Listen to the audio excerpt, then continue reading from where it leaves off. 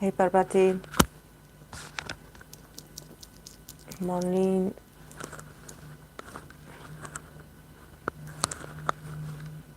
Hello, Akira.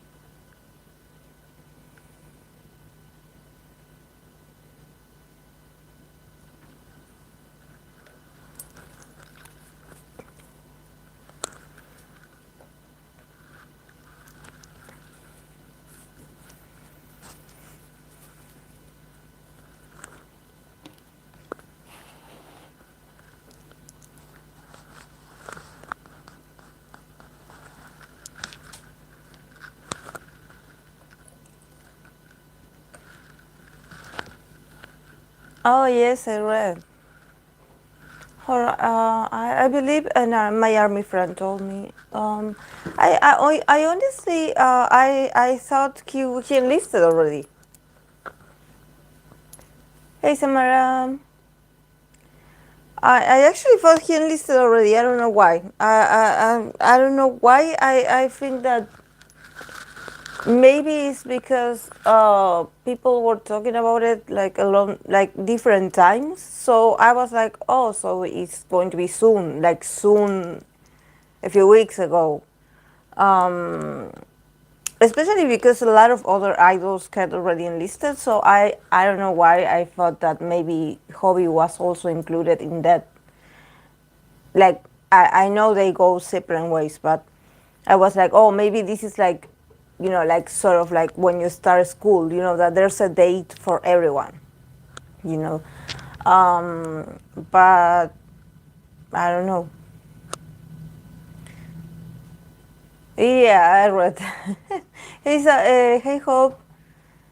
No, there's like training period before you go in officially. Ah, okay. That's weird about SMRTs joining waivers. What on earth is happening? Yeah. Just that Weavers, it's funny. Like I didn't like it. Honestly, I downloaded it for the voice, and I didn't last like a half an hour. On that app. It was so annoying. It was useless. Like I don't know. It just like I was very used to be live, so even today I talk about Be Live. I refer to Be Live as if it was still a thing and it was still around. But yeah, I have to get used to that. Yeah, it's not happening. So, but yeah, I don't like Weavers. I don't like it. Like,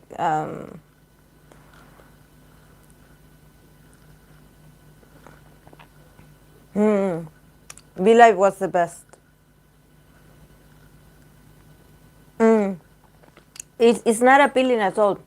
It's not appealing at all. And I don't know why I think that it's built for hype artists because though they were the ones that would pop up in my first page, and I was like, no, I'm here for the boys. Like I'm not interested in joining the others. Like I just want to see the boys.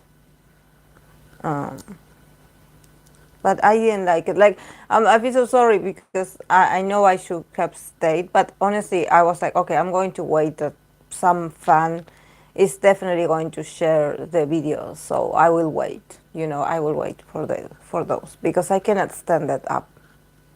It seems so obnoxious. Like I don't know. Like Yeah. Yeah, it seems very high biased. Yes, and like I mean, they have very popular options, but I cannot see the appealing. I was like, I'm not interested. I'm here for the voice. Like, I don't want to see your other artists. But now that probably some artists are going to be there, I don't know. I don't know if I will join, honestly, because I tried and I just felt very, and I don't know why. Maybe some people that know about technology can maybe explain to me if this is something personal of me that I just don't like it, or because I prefer real life, or maybe there's something wrong with the way it's been managed. I don't know. I just cannot find it even like appealing. Like I don't know.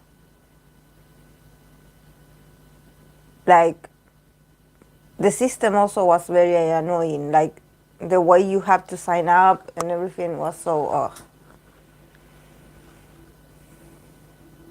When it added too much things on it started to be, yes. Also they add a lot of things, so it's like, get out of my way. I want to see my bias. Like I want to see my favorite group. Like get out. Like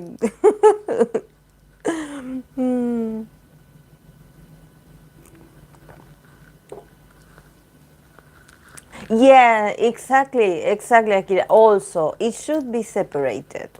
It should be separated because for me, it's like I wish, I don't know, my favorite groups will have their own.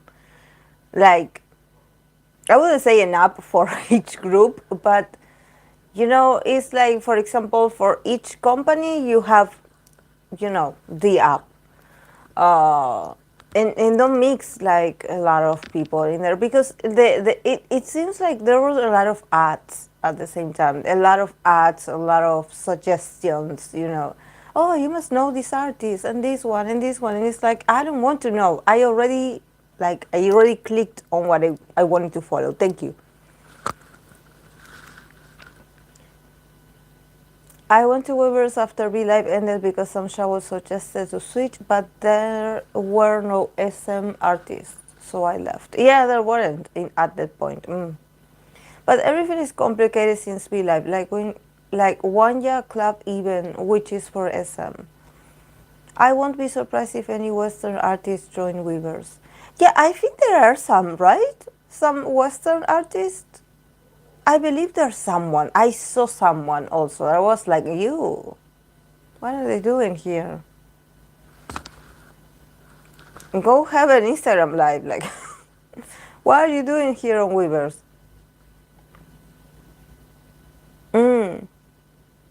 Oh, random TikToker. Yeah, yeah, that one.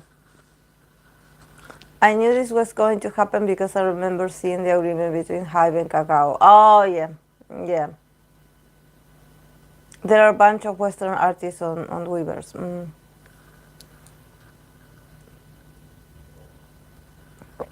So, why, guys, did you see the picture that I shared on Discord about that B posted, BTS B posted on his Instagram of him promoting Celine and having this picture with Lisa and Parvogum? I definitely did enjoy that picture. I was like, oh, this is so cute. I love it. I love it.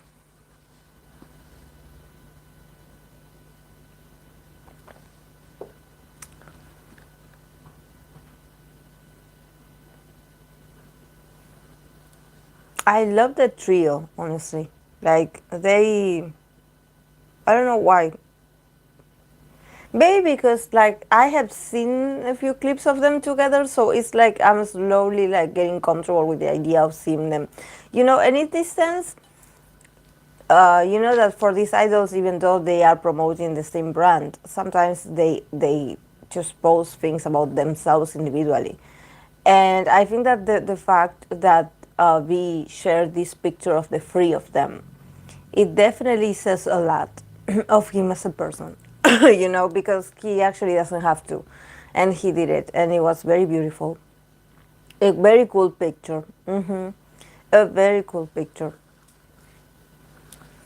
Who was on it? I didn't see it. Oh, it was V. He posted on his Instagram, but if you go to his Instagram, in the capture, the cover, the first picture, it's one individual of him, of Celine. But then you have other pictures, and I believe it's the second one. He has a picture with Lisa, Blackpink Lisa, and Park Bo-gum, the three of them. So it was, I love it, especially in these moments, in these moments, like definitely I think that he's sending a message. Yes, definitely. I agree with Samara. It's like, F your followers. Yeah. Yeah, definitely. And that's why, I named the live this way, about, because I was reflecting on this, there have been a lot of, it's okay because we are in Aries season, so I guess it's expected to have some very aggressive behavior. Good morning, Spirit. To have people somehow like lash out, and also some truths coming out, definitely. We had these controversies of former member of VIXX, or I don't know how it's pronounced. Is it VIXX? Uh, Ravi, about this whole situation of him, of his. We had other situations as well. It seems that there's a lot of aggression in the K-pop scene. Especially people being like really like me, that I see it as an outsider. I observe it as an observer. I'm like, we should slow down a bit. We should slow down. Like, I mean, I'm not part of the drama, but I think that sometimes it gets so. It's like, aren't you tired? Like, aren't you mentally tired of always fighting people in comment sections, and of always like waiting for someone to do something and start criticizing them? Like, aren't you a bit tired? Like for me, at least, as a person, um, I believe that we are here because we love these idols and what they do to entertain us. But what happens with the fans, it's like, come on, have some decency. I know that actually, definitely, the world, it's also a bit chaotic right now. We are not doing great. So this is a sort of representation of when you have a lot of people feeling out of control in their personal lives, and somehow, being online and attacking each other, it's a sort of, like defense mechanism. But I think that it's so ugly. It's so, I don't know. The way it's escalating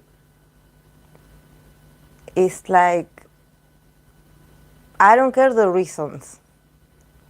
You are not the good guy either. Like, nobody's a good guy here. TXT Chaeyoung got caught clubbing. People are mad for that. He was just enjoying his life. Also, that Chaeyoung. No, they not, because they live for craziness like this. Yeah, probably. This makes me remember I entered K-pop right after 2019, the fucking year. Oh, the freaking year of K-pop scandals. It's just as bad as people who sexualize idols. They are not the 3-year-olds you think. Yeah, yeah. And also, I was listening as well. This Argentinian TikToker that she is an citizen, and I was like, and she was talking about this, about the fan wars, and also about, I think that now that I'm on Twitter, we have this sort of like these pages or these Twitter accounts that they are all about K-pop, and they have news or headlines about what's going on in K-pop.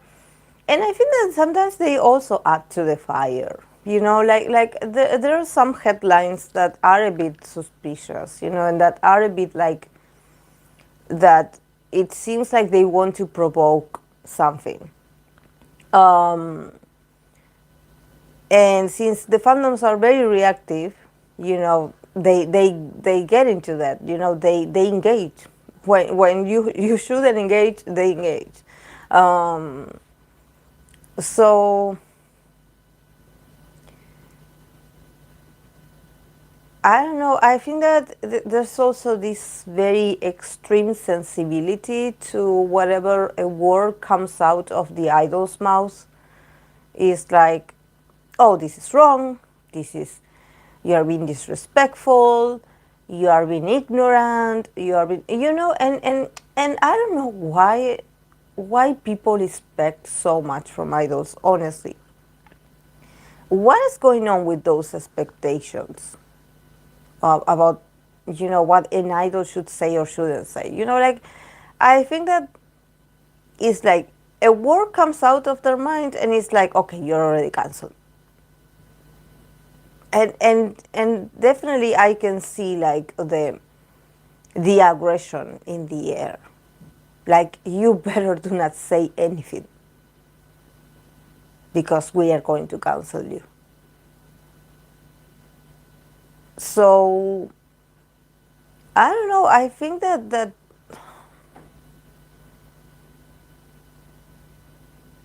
there's a lot of things. There's a lot of things that this cancel culture and everything. It seems like them. Maybe there are some groups that they just don't give interviews. Then they just don't go to shows. They just keep quiet in their rooms, in their hotel rooms, because they will get criticized anyway. Like, there's going to be something. There's going to be something, because I believe that once the footage, the recording is out there, there's going to be something scandalous about it. Like, so I'm like, this is not about the idol. This is about people, people on the internet, people on the internet, people on the internet that I think that they should go and grab a book and read a book, because you are reading too much. Like, even like for me, I was like scrolling through Twitter, and I was like, oh my God, like, the opinion of the opinion of the opinion of the. I'm like, it seems like you're talking to yourself. Like, you definitely are talking to a wall. That, yes, other people are reading you and probably are interacting with what you're saying, but you are talking to a wall, because if these people are reacting to your tweet, it's because they are against it. So it's criticism after criticism after criticism. So even things that shouldn't be criticized, like they weren't criticized like 10 years ago, they are being criticized today. And there's also these things from, for example, before I was born, I don't know, in the 80s, or not, I was born in 85, guys, so in the 70s, that people are bringing out what happened in the 70s and are like acting all scandalous about it. And it's like, yeah, that's how people lived. back then. And yes, there was some shady things, a lot, but yeah, we lived like that. Things were different. Things were different. Yeah, now people can call out certain things that they find that is unfair, but things were different for us without the access of internet, or with the access of internet, because we are the children of the 2000s. So we had like a preteen, pre-adolescence era of having a computer, or a computer with internet for the first time. So I remember like using it, and getting into chat rooms and chatting with the strangers. And thank God nothing happened to me, but it could have happened something to me. So I guess, yeah, now everything is like micromanaged, it seems, like which is okay. But I think that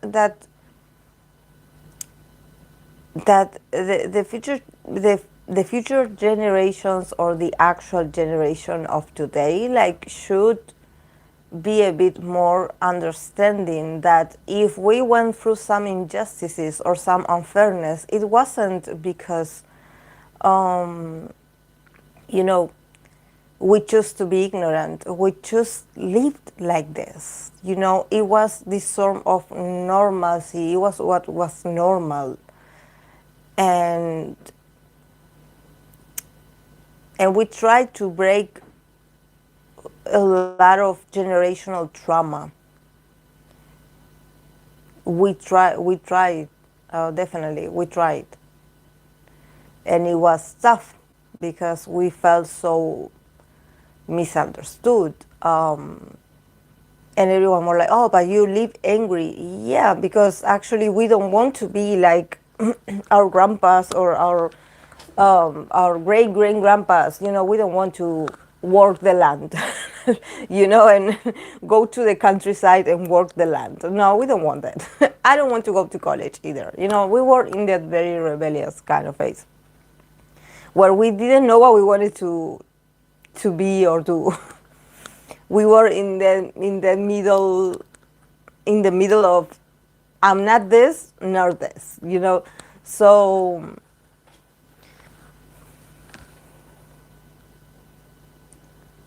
um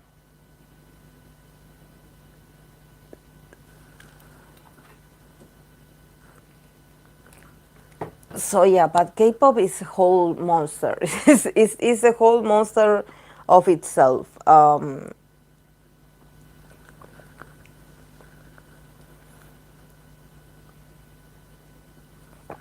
It's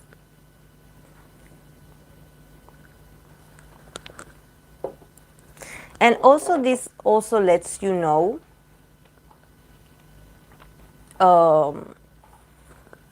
it also probably lets you know how people are full of hate. People are full of hate. That's the reality. Even though they hide behind this, oh no, I support this group, I'm an angel, people are full of hate. Yeah. And I think that this is something that I learned. Yeah, Fluffy. I think that I learned to open up my mind about fandoms, because actually the fandom has a huge role in the experience of you liking a group or an artist, which I was very like amazed, because I wasn't used to that. For me, if I liked an artist, it's my deal. I like the artist. I don't care if they have fan clubs. I don't know. I just like the artist. I follow them, and that's it. But with K-pop, it's a whole different. Like it seems like they come attached with the group or the people or the person. So I think that becoming a multi-fan had taught me to see that every not not not every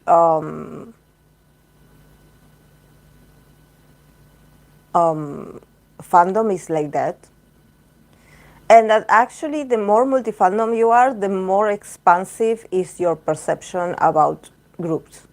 You know, it's like, of course, you have your favorites. You are going to defend your favorites. You are going to be pendant on what's going on with your favorites, but at the same time, you're not going to get that close. You know, because you're like, okay, I'm keeping an open mind. You know, I like these groups. I know a bit about them, but I don't get like fixated on one group. You know, on one group and that group only, and I only watch their content, and so I think that being in multi fandom has taught me a lot of things. Also, a lot of things about K-pop because, for example, when I got into K-pop, I listened to BTS, and probably I I don't know, I would see their blogs or or the variety shows that they went to, and I was like, oh, like, and when I saw that there were other groups that had that similar like experience on camera, I was like, oh, I thought there was a BTS thing that they used to go and do these games and these things, you know. And then other groups had it as well. So I was like, oh, I was so naive. Like I was so like ignorant because I thought that the content that BTS had was only BTS idea. Like the others didn't have it. Like I wasn't even aware that the idols had it. And when I got into other groups, I was like, oh, they have this also different, but they have it. They have this format. They do this as well. I'm like, oh,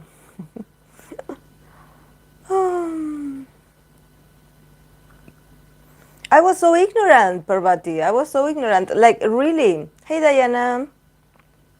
I was so ignorant. I swear. I thought that it was only BTS thing. Like, oh my God. Like, I had no idea. I had no idea. I saw on Discord the whole Rose thing that just happened. It's just terrible. I seen a lawyer army threaten Momo to take them to court. Oh my God. Oh my God.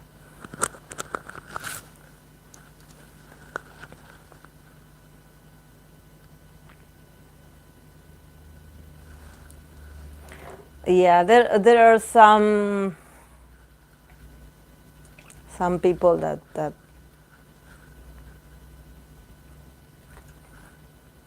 I don't know. I don't know.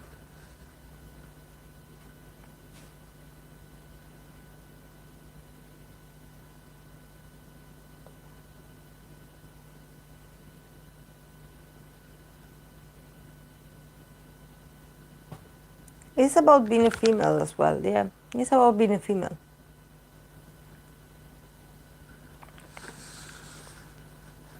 It's about being a female.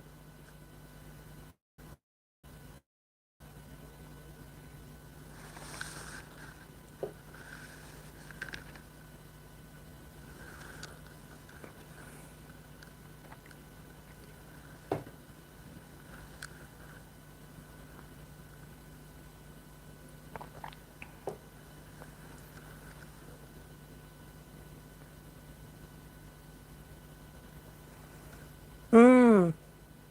Yeah, solo stance as well. I read some comments as well. Yeah, especially for the latest Jisoo. Mm, but honestly, the way Blinks do that to other female idols, like I respect the ones who respect every female idols, but seriously. Mm.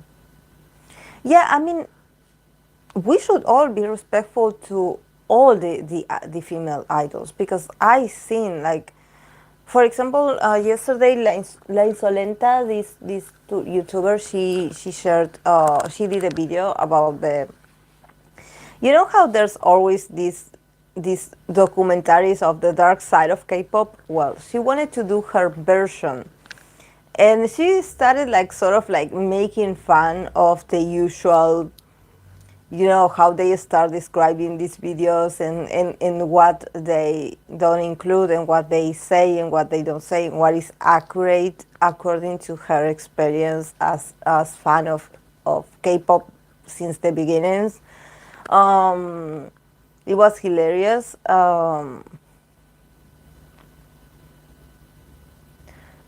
After after Coachella, Blackpink solo stars are going to fight. One thing I noticed. Mm,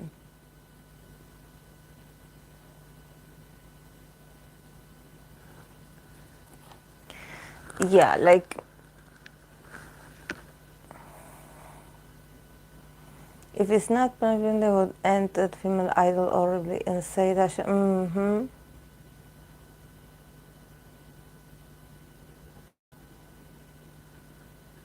Yeah, it's like gatekeeping. You know, it's like, oh, my favorites did it first. Like, yeah, okay, yeah, someone has to do it first. Yeah, yeah.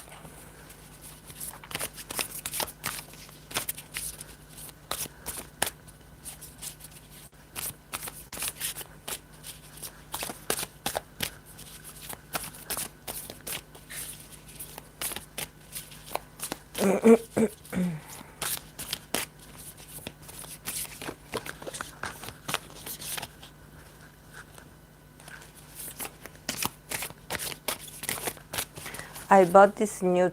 I brought, not bought. I brought this new tarot deck. It's called the Slow Tarot.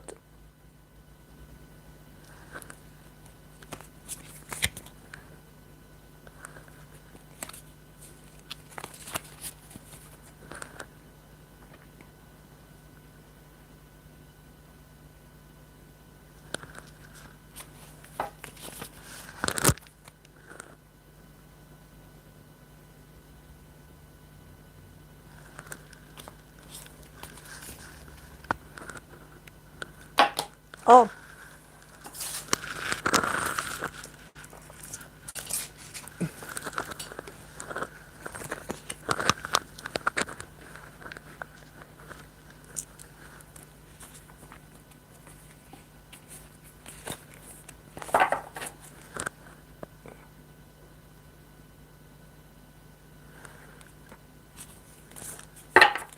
it's so beautiful.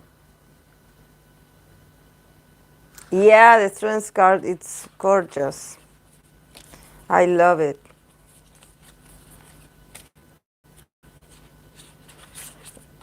And they don't have the, at least in my version that I have, they don't have the names.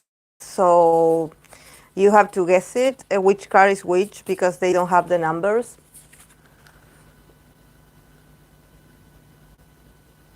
This is the strength card.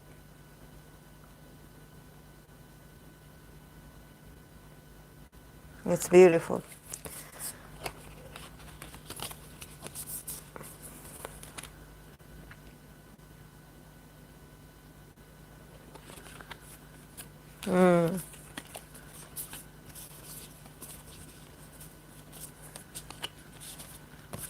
There's some naked people also here, so you know I have to be careful about what I show. This is the star card. Look how beautiful.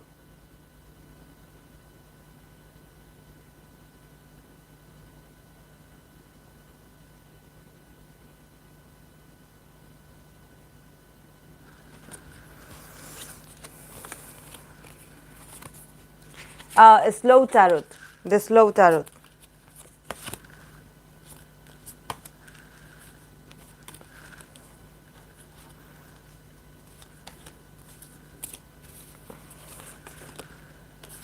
The Queen of Wands. Look at the Queen of Wands.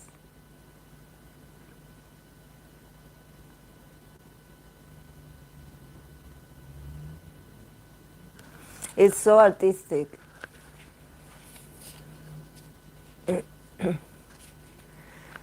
I guess so. I guess I'm not sure actually because I always refrain myself. I know TikTok does it as well, but of the tarot community, I do see people like somehow hiding the card also. Mm.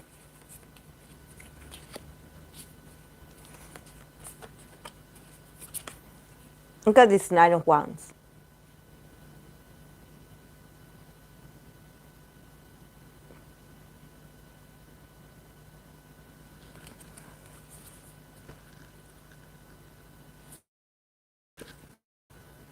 Four of Pentacles.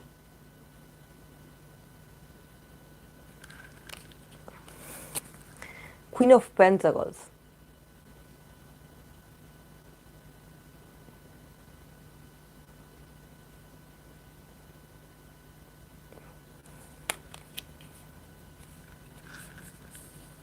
This is the Tower, guys. This is the Tower.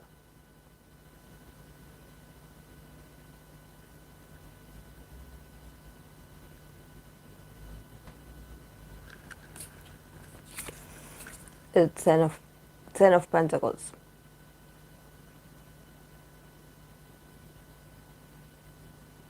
Look at the family in the back, the picture of the family.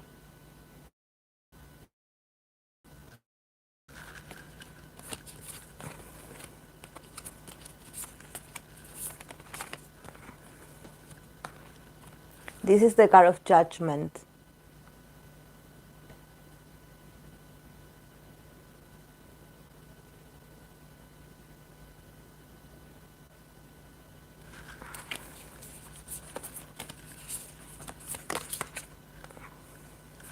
High Priestess.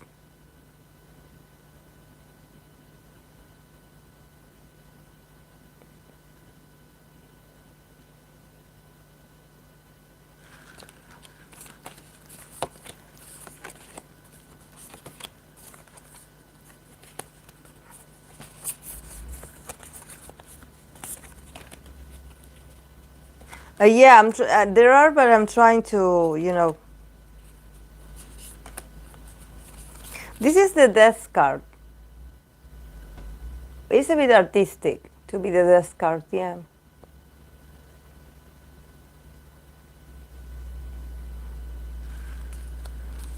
The Hangman.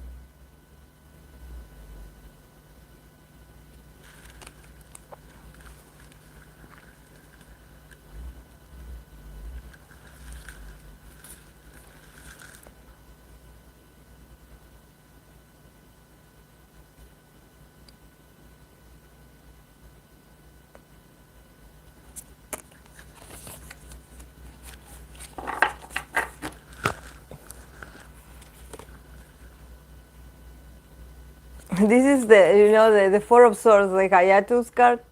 Look at this. This is a different Four of Swords. It's on the outside.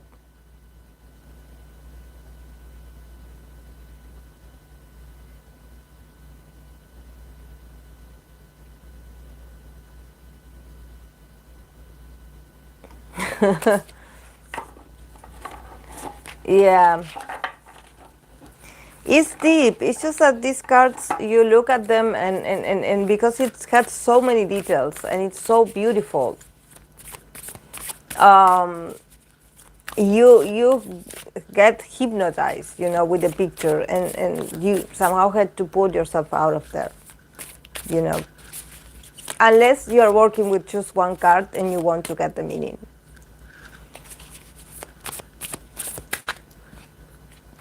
Oh, guys, I don't know, the slow tarot.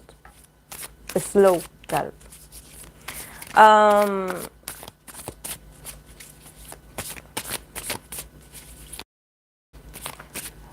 um,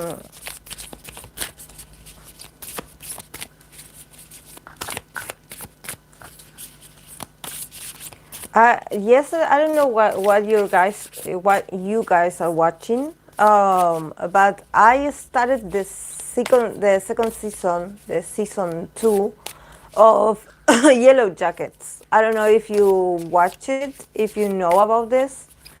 Um, you keep tempting me with a new decks. I really want the terrible position. Yeah, yeah, I know it. Yeah, I actually, I did buy two free decks from the book depository since it's about to be closed very soon. So I bought. Yeah, it started again, Fluffy. Actually, I was going through TikTok, I guess, and they were talking about it, and I was like, "Wait, is it out already?"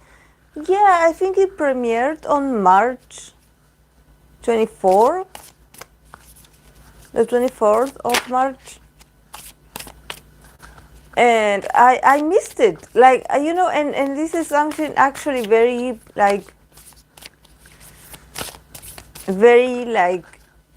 unexpected, because I was very interested. Like, I was, when you are very excited to watch the new season and you're like, okay, as soon as it comes out, I'm going to watch it.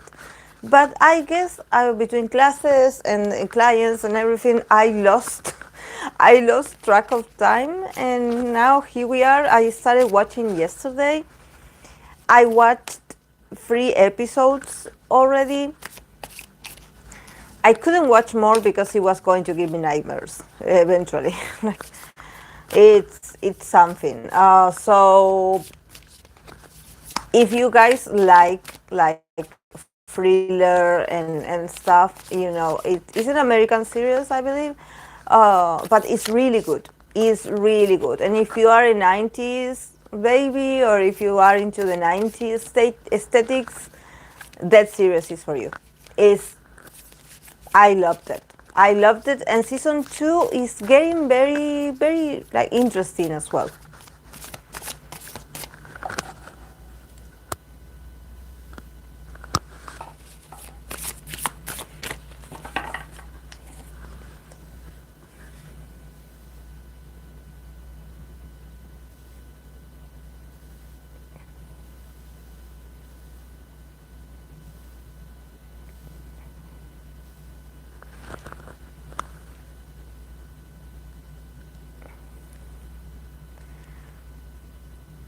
Yeah, but Akira, I can pull some cards for Momo and Kai to see, the dynamics. Since yes, they did this TikTok. Yes, I can do it. I'm not pulling yet cards, but yes, I can do it. But just like Samara said, I don't do shipping readings. But yes, to see their dynamic, of course, we can pull cards. I might watch it. Then I like thrillers, but I'm lazy. It's so good, guys. It's so good. I still remember the first episode and wanted to know about how they got there so bad. Yes, So I'm really excited for season 2. Yeah, it's really good. Like, actually, is it's we are getting there. We are being introduced to also some new characters. So, but honestly, there were some scenes that I wanted to skip. I wanted to fast forward. Honestly, there are like some characters interaction that I don't think that it adds to the plot, or to what we are really interested in knowing. So there are these very conversations between some characters that I'm like, that really, does it add to the story? No. So why and I would put fast forward. I would fast forward a bit.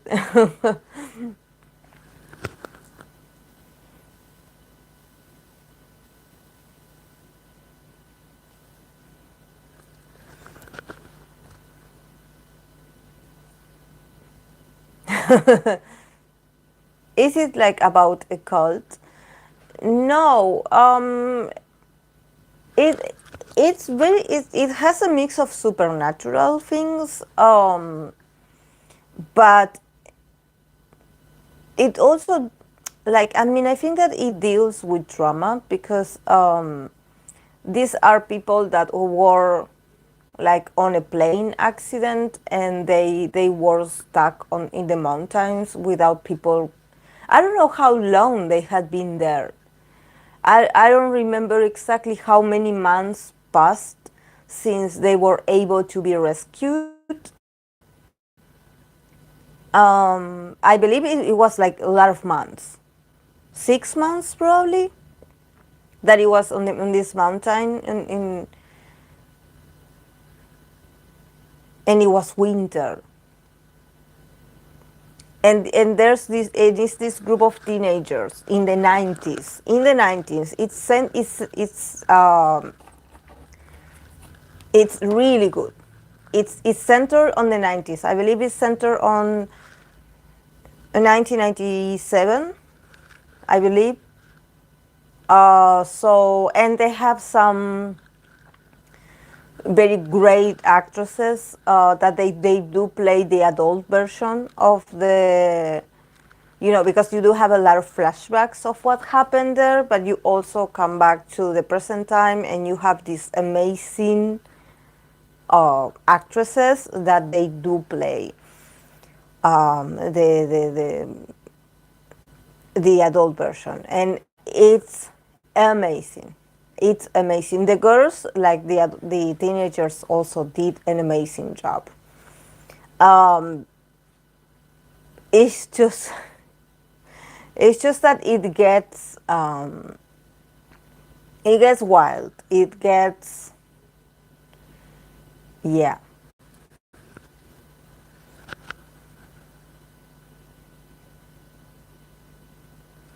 Two winters. Yeah, it's similar to Lost, but also very different. Exactly. Because it's teenagers, so there's a lot of drama in there. There's some things, yeah. I'm pretty sure they mentioned it, but I can't remember exactly. But I remember thinking they must have spent 2 winters in that forest. 2 winters, wow. Yeah, I mean, while they are like going through, while they are like transiting this, it seems like a long time. Definitely, it seems like forever. But maybe because of that, it seems like in a day a lot of things can happen. So probably maybe it's a few months. Yes. Um, but I know it's part of the plot, to actually like make you feel a bit anxious about like when are they going to be rescued. Like, come on, like. But well, it's 1997, so yeah, we cannot position ourselves with be like, oh, with the technology you should have like find them. No.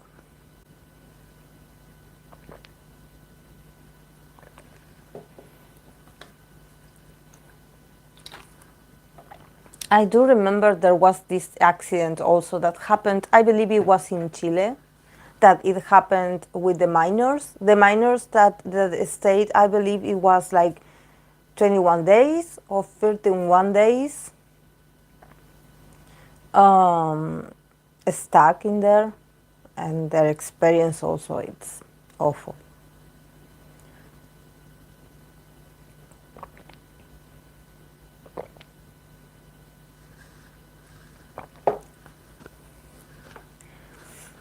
Yes, I binge watch it as well. Yeah, Fluffy. I binge watched it like this because I did like everything about it, like the acting, the aesthetics, the music, the even the because it's so well like performed. It's so well, like the acting is amazing. So you cannot like help but to be like, okay, I want to know what happened. And when you're slowly like getting a sort of flashbacks about what happened, because everyone is talking, oh, how was it when you were there? And how this is also affecting the characters in the present day. So yeah, it's getting crazier and crazier, honestly. It's getting crazier. Yeah. And the fact that it's mostly women as well. Yeah, I don't want to spoil anything, but there was um, this sort of very cult-like moment that they had. Um, yeah, where they were getting a bit too like mystical. I was afraid, honestly. Like it did frighten me a bit. Like just think about yourself in a situation like this, where you are so desperate and when you are so unstable and you can actually like you know just get crazy in a different in a even the people that are the most normals, like you are actually not prepared to survive in these sort of situations. So the trauma, in the trauma of others. So it's like, this whole battle with sort of the monster inside of you. How do you survive? And what is the other one thinking? Because the other one is thinking also about survive. So, and there could come up some plans, some discussions, some differences, you know, and human nature and teenagers and women as well, because there was a scene in there that was very freaky, very freak, very freaky.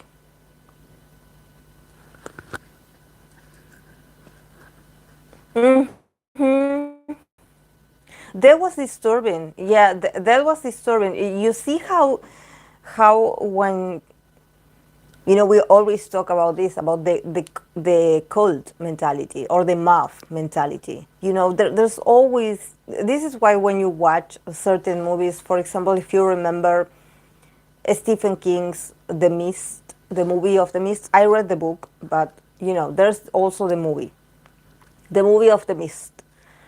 And that there were these people that also they were attacked by this sort of mist, and they were stuck in a supermarket, at a market store, and they had to stay in there, closed, like in there, and people would start to show their true colors. And one of their true colors is to form these small groups of, and they always have this religious leader, this fanatic, so, and these people start taking over, and it start like having followers. So that's why it's dangerous, guys. It's dangerous when you put people in a room, and that's how you end up seeing, like, okay, like who is going to survive here, because people in desperation or in desperate conditions, I believe that animals are a bit more like empathic that than humans, than regular people.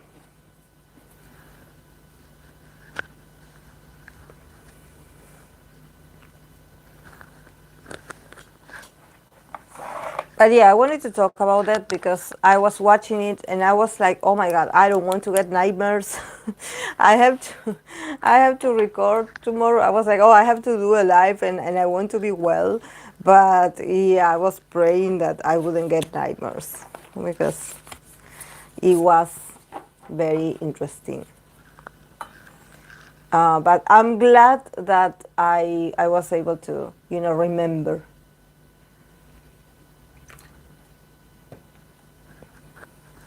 Honestly, I think in this type of situation, I'd be the first one to go. Yeah, you don't know. You don't know. You don't know. Maybe you can survive. There are people that actually, and actually you see it in movies and you see it in the books as well. There are people that you think like they are not going to make it. And they are the ones that turn out to be more resourceful, especially the loners. The usual people that they say that, oh, I'm antisocial or they actually have like more chance of not going crazy with being isolated or with being, like away from others. They don't freak out that much. Uh, and yes, if they have fears in a situation of that demands a lot of you, they can actually like pull out resources or a way to cope that they didn't know they had. You know.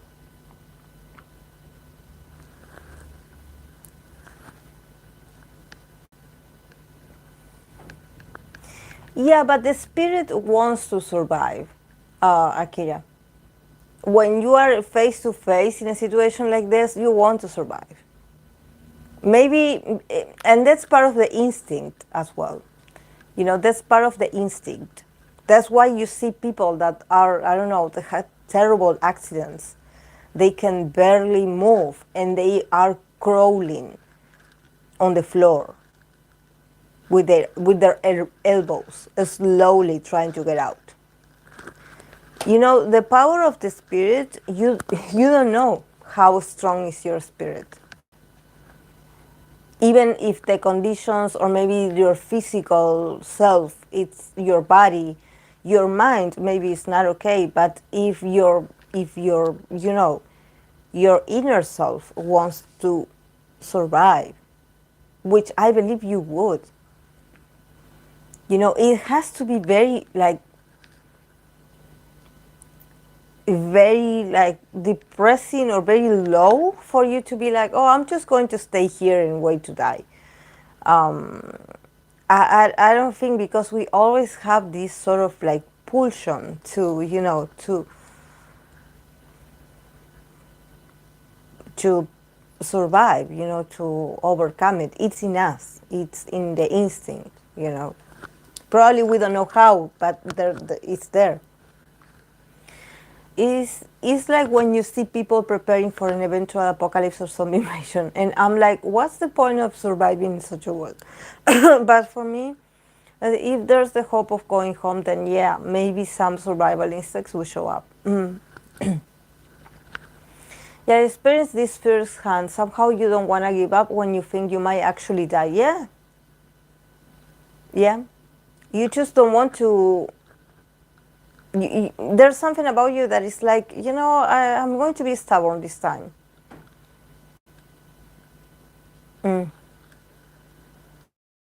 Yeah. It's like probably your mind, your feelings, everything, it's out of control, but your body is like, your body, your soul is like telling you, you know what to do. You're going to get out of this. It's like an inner wisdom. I don't know, but that like.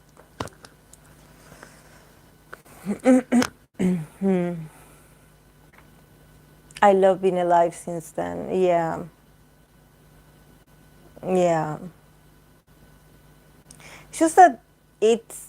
I also, when I was a teenager, like when I was diagnosed with lupus, actually, like it took a lot of months to find out that it was lupus what I had.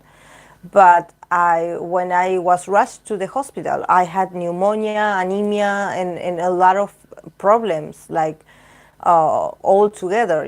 Like a lot of like my lungs, my lungs were full of water. And I was dying. Like I was dying. Like I was like literally like falling asleep, and my mom would try to keep me awake because I was, because of the fever, the infection. I was like dying,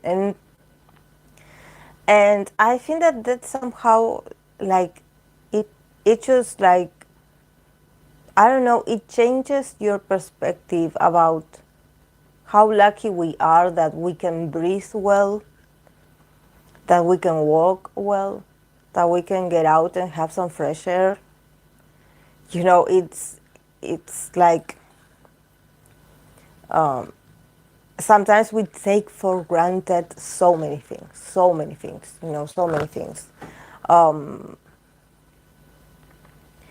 And it's traumatic. It's traumatic for you, and it's traumatic for your family as well, or for the people around you. Yeah, yeah. Sometimes we forget, you know, because sometimes I forget that I'm alive, you know. But I think that for me it's different because I struggled to live all my life, like in the sense that when I was born a premature. I was born. I was 6 months of being alive in the womb when I got out. When my mom had to like deliver me because I was like going to be born, and I wasn't even fully developed, you know. So, and she almost died, and I almost died, you know. So I think that sometimes this is when I think that it's about the spirit, you know, when you want to be born or when you want to live, you hang on in there, you know, you hang in there. Maybe, you know, like I remember my dad always used to tell me that I was this tiny thing that I would just fit in his hand, you know, like this tiny small thing of a baby. And he was like, how is this child is going to survive? How is she going to be okay? Like, is she going to be able to develop normally? How is she going to grow up? Like, you know, he had all these worries because I was so tiny and so undeveloped, you know, and I did, and in 38 years I'm here, you know, I'm here. So I think that sometimes it's about the spirit. It's sometimes the spirit is stronger than than the than the body, you know, than the vessel that you come in, you know. Yeah, sometimes. And also, yeah, and also, Hope, if we think about the corona thing, the pandemic, how many people, how many lives were taken by that disease, by that illness? How many lives did it took? A lot,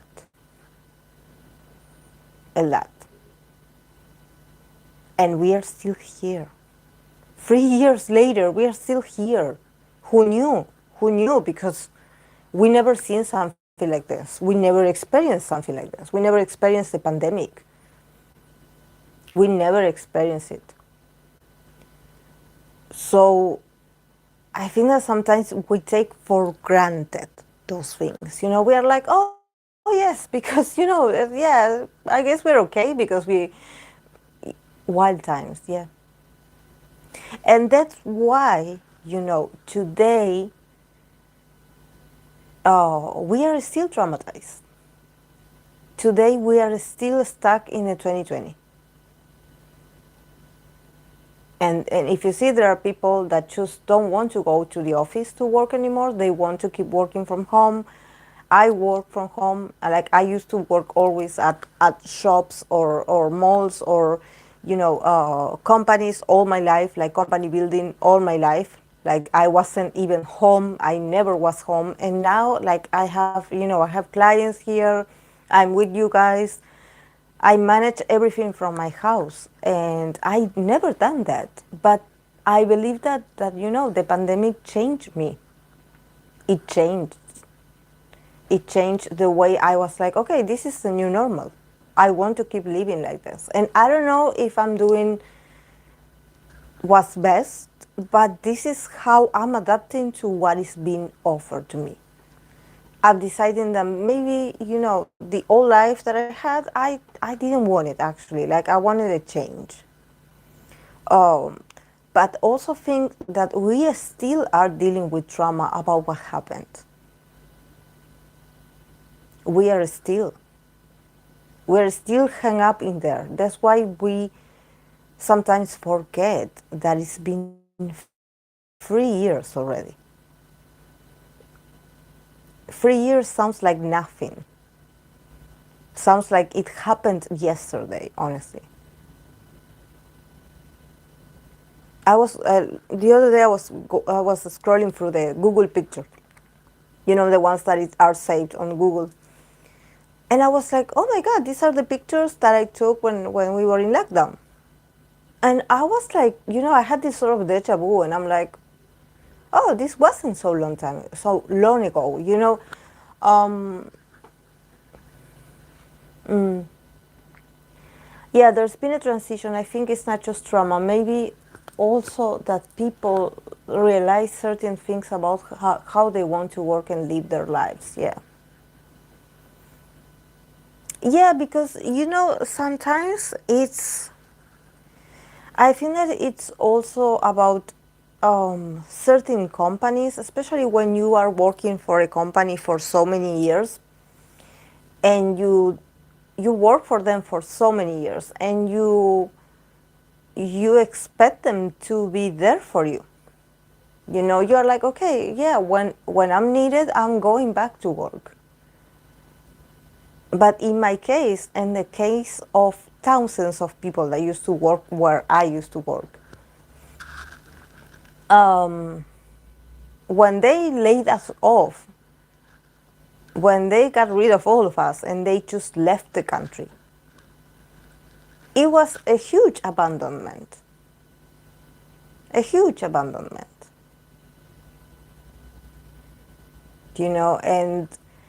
And it's like you are already used to a system, so now you have to go find a job elsewhere. I started there in my 20s, and now I'm in my 30s. I'm no longer like young.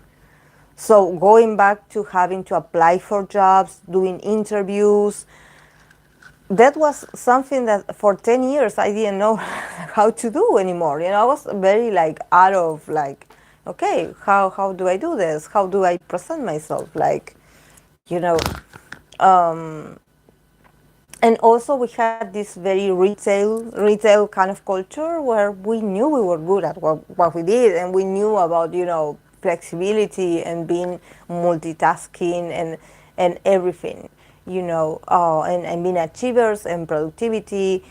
But the job market, the job market here in my country is so narrow. It's so like, but practically you have to be someone's family member or someone's husband or wife to get a position here. It's so closed off, and honestly the conditions are not the best.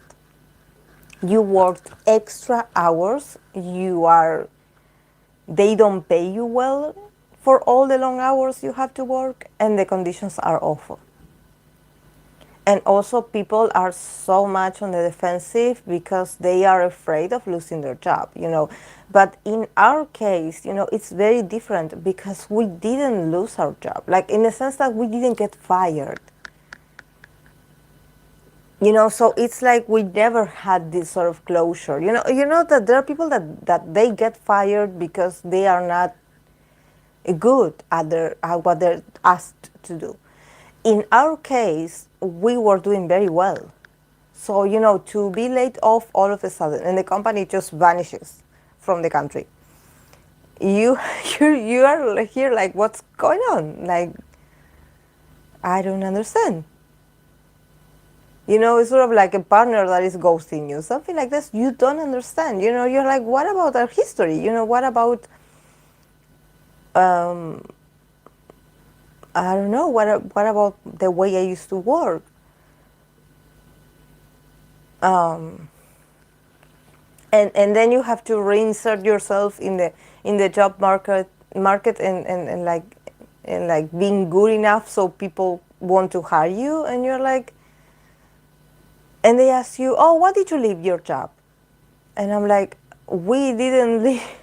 We didn't leave. They left us, basically, and they left us in pandemic.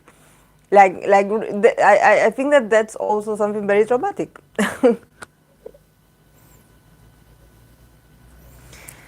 Even 2019 doesn't seem that far away to me, yet so much happened. These past years have gone so fast, like a parenthesis. Yeah. It's very tragic. It's like you didn't have the closure, so you're somehow stuck. You also don't trust companies. You don't trust like the system. You're like, for me that's why I'm something. For me, in my case, it wasn't that that like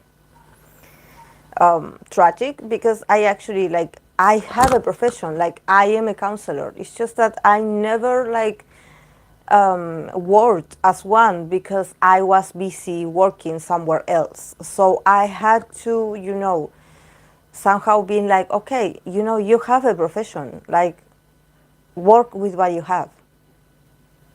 Like work with your profession. You have it. Like, what are you doing? Asking jobs outside if you have it.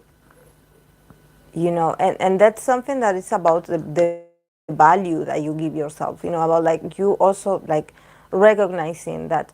And this also can go to someone that has a hobby. I don't know, this had happened to a lot of people that have their own shops at the moment. They have their own services at the moment. They are like, okay, I'm going to make my own, I don't know, my own candles, my own I don't know, coffee shop, or it's all about working with what you have. What do you have to offer?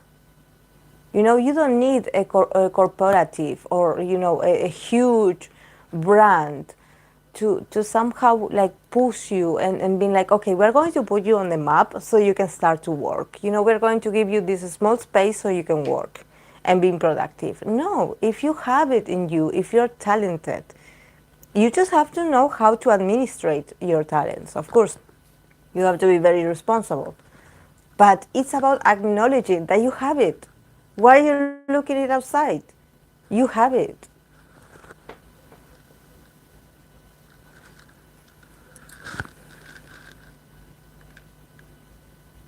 Yeah. An interview question now. Why did you leave your job in 2020? Pandemic. Yeah, the pandemic really uprooted lives, especially in the hospitality sector. Yeah, and that's also, guys, that's also something that I learned with the tarot. At first I was like, okay, do I do this? Do I read tarot for people? I was a bit like, I was like, who's going to want this? I'm not a psychic. What's the appeal in this? How can I be of service? But actually, I ever since the pandemic, I had a lot of clients that they are so overwhelmed in their lives because of responsibilities and because of their long hours of work, and they had changed so much because of our sessions, and because of everything that we shared, with the tarot, without the tarot, just conversations, and I feel so proud to be able to accompany that, to be present for them, to be there for them, because actually that's my goal. That's what I am, and this is why, when we were talking about the other day that I was ranting about the Tumblr tarot readings and oracles and and this very descriptive readings, that I see on Tumblr. And I was like, that's not for me. That's not for me because I don't belong to that niche. I don't belong to that niche. Of course, that we can talk a bit about their potential romance, their potential romantic self. But for me, it's more about, the well-being of a person. For me, it's, yeah, we can talk about idols, but at the same time, I have a mission. And that mission is for you to feel better when you watch my videos, for you to also connect with your own intuition and connect with your own need to know about yourself. The K-pop idol, yes, it's all I love my biases. I'm very much in love with my biases. But I don't expect my biases to save me like mentally. I need to educate myself, and also I think that a lot of K-pop consumers or K-pop fans, some of them are really going through some very harsh things in their lives. So I'm glad I can be of service. I can be here to somehow let's slow down with the drama. Let's slow down with the consumption of these very hateful messages and you feeling hurt because someone said something very hurtful about your bias. Let's detach ourselves from that, because honestly, we have to keep going with our lives. And if you associate negativity with your favorite groups, then you are not enjoying it. You're supposed to enjoy it. You're not supposed to be worried. You are not supposed to be anxious about what are they going to say about them? Why are they doing this? It's of course, you cannot be blind and act like nothing is going on, but you also have to accept that people do what they do because they are what they are. So they are showing you a part of who they are. It has nothing to do with the person that they're talking about, with you or the rest of the fandom or the rest of the viewers. It's about them. So you have to separate that. Because actually it can make you feel very anxious. Because for me, thank God, when I was on Twitter, it didn't come up on my timeline, but someone told me that it was trending. So I went to my laptop, because on my phone I couldn't see it. So I went to my laptop and yes, it was there. But it also was The Boys and it was Utah. Two of my loves. So I was like, oh, my trending line is not so toxic. Yes, it is there. Yes, it exists. It's happening. It's not a lie. It's happening. But, then you also have these two things here that you can choose to consume. So I worry about these people, because you don't know who is behind that user. Maybe there's someone that actually feels very attached and feels very offended, and actually you can cause a lot of harm to that person and you don't know it. Or even to the artists themselves. All that criticism, stop it. Stop it.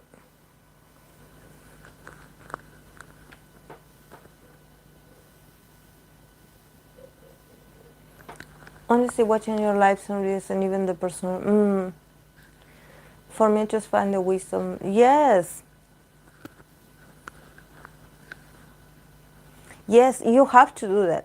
You have to do it. And I know that there's a part of us that we are gossipy, of course. We want to know the tea, But, I realized that actually the things that I was like, oh, this is happening, and I was like, but like I didn't find out on my own way. Someone else was telling me about this,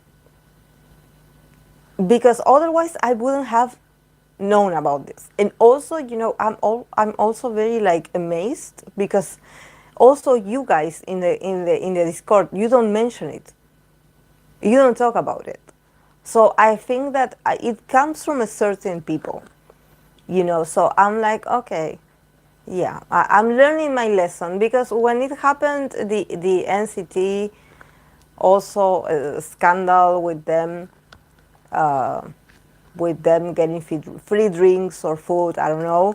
I also heard about it through a sort of like, oh, someone out an outsider. So I was like, okay, I know that from this source, the only thing I get is this. So next time if I hear something, and if you don't talk about it, if you don't mention it, I'm not going to Google it. Like, I'm not going to be like, oh, what's going on? I'm learning. I'm learning. Okay, let's begin with the readings. Someone wanted me to put some cards for Kai and Momo, since they did this TikTok together, and I'm sure they know of each other. I'm sure they know. So, yes, exactly. So we're going to put some cards to see the dynamic, to see what they think of each other. Not shipping. Not shipping, guys. I don't do shipping readings.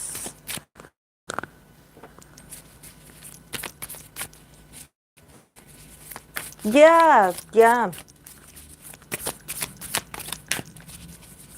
Don't argue. Don't argue.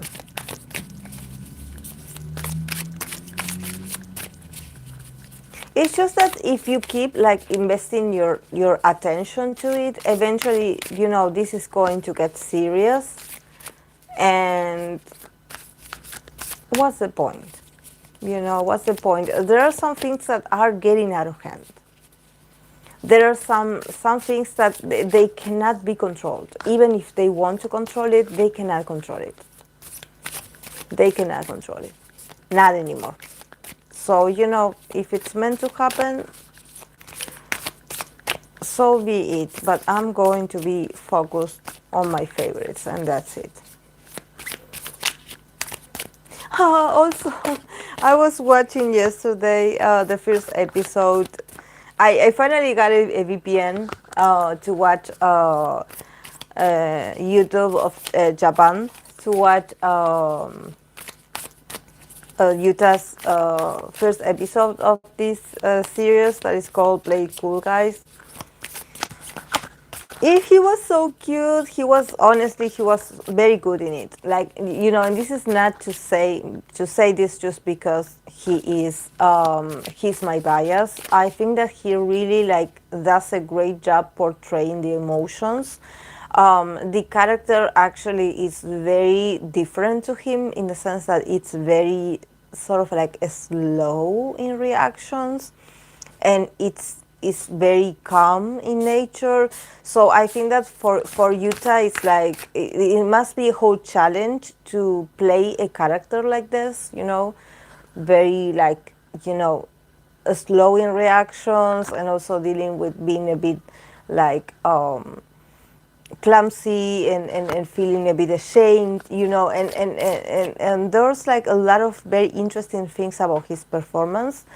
Also, I did watch the anime version, so I know some of the scenes that they're going to be playing. I did watch the original version, the anime. So it's really interesting to see it played by a person. It's really interesting, but he's doing a great job.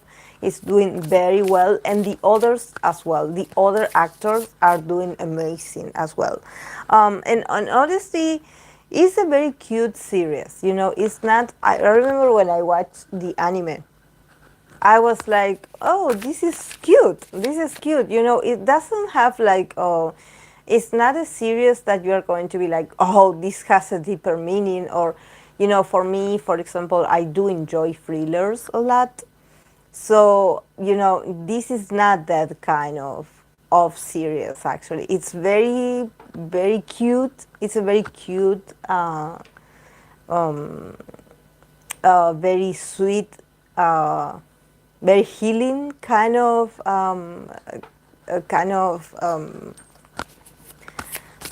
series, and that's it. It's not that deep. It's not that, but at the same time, like even if it doesn't treat those deep subjects, it's cute.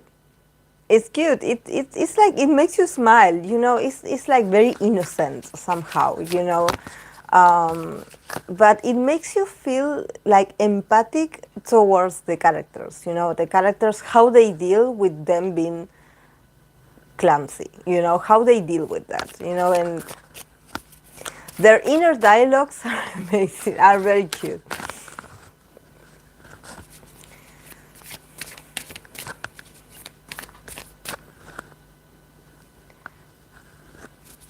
Is a series that is called Play It Cool Guys. Play It Cool Guys. Actually, there's an anime. There's an anime version, and they decided to do this, like this series with actors.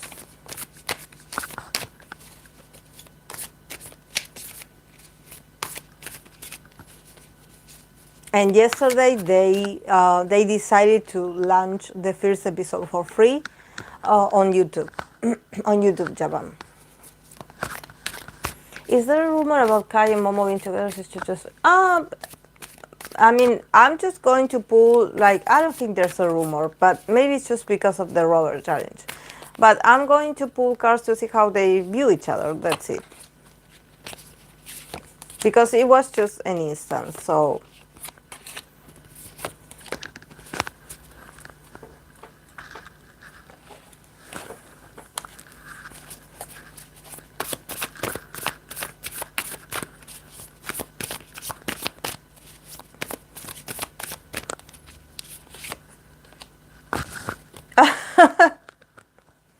Oh my god, I swear this oracle sums up everything. It's so straightforward. The oracle, the Radiant Sun oracle, it's always like puff.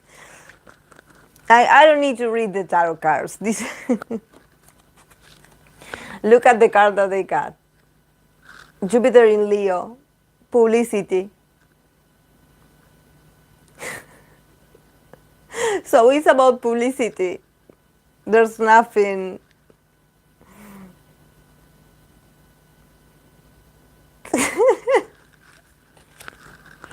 It's amazing. It's amazing. The tarot is amazing. I mean, this oracle is like. Pff. Okay, how do they view each other? Let's go with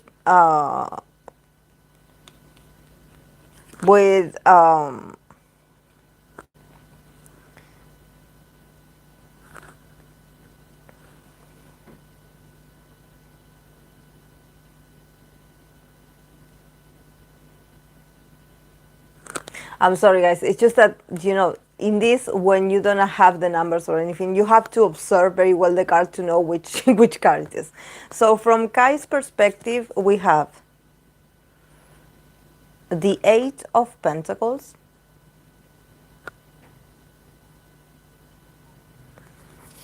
and the Strength card. Then from her side, from Momo's side, we have the Nine of Pentacles,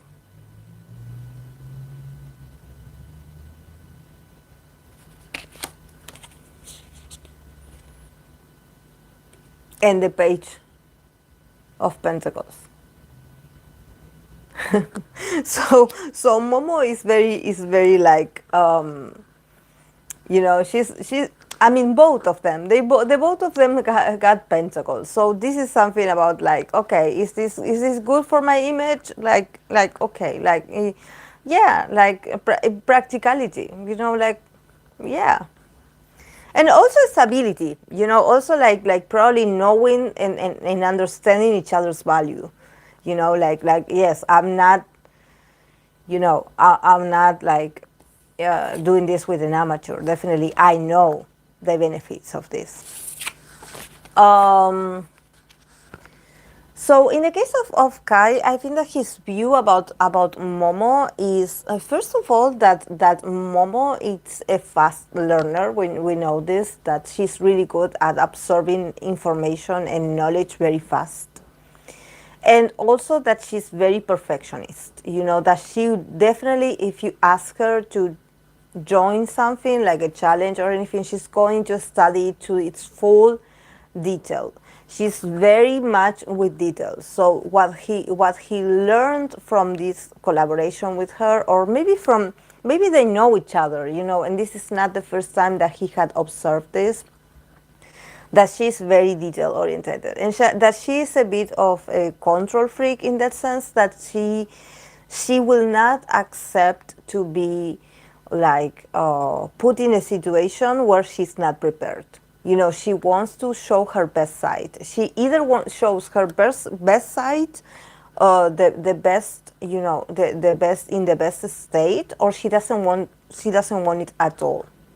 It's like she doesn't want to be like participate in something that can make her look like a fool, or like, you know, like she didn't know about something, you know, that she wasn't prepared, that she wasn't fully into it. You know, she's definitely much like thinking like, okay, like if you're going to teach me something, like, please, every detail. Let's review this over and over and over and over. A bit obsessed. A bit obsessed. And also here with the strengths card, definitely he does view Momo as someone very strong, as someone that she had learned her lessons, you know, and someone that probably behind this perfectionism that she has, there's a lot of frustrations from the past. So definitely he sees that Momo hides behind that perfectionism, you know, that somehow she's like a bit fearful of criticism, you know, and that probably this is why she wants she wants to, you know, learn every detail, because she probably had been burned before or had been criticized before. So she's like trying not to let fear paralyze her, but she's very self-conscious. She's very like obsessed even a bit, you know, so she's trying to maybe not show that she's that nervous, but she actually is very nervous. You know, she actually is very nervous. And I think that it's not just about the dancing, probably it's about her as a person as well. So I don't know, we know that she dated Hitchell, and Kai is from the same, like, from the same company that Hitchell. So I don't know if maybe she feels a bit like he knows something about her, or that she feels like, okay, like, if I associate with you, or if I do this with you, you know, I have to take care a lot of my interactions, of every move that I do, you know. So this is about her also being brave, you know, and healing, and being like, okay, you know, like, I want to do this perfectly, just in case someone is watching, you know, or someone wants to come at me to criticize me. I want to show them that now I do not fear, that now I am in control, you know, that now I am in my fullest potential. So you cannot like humiliate me anymore, you know. So he does see her as someone resilient, actually. But yes, very obsessed, very nervous.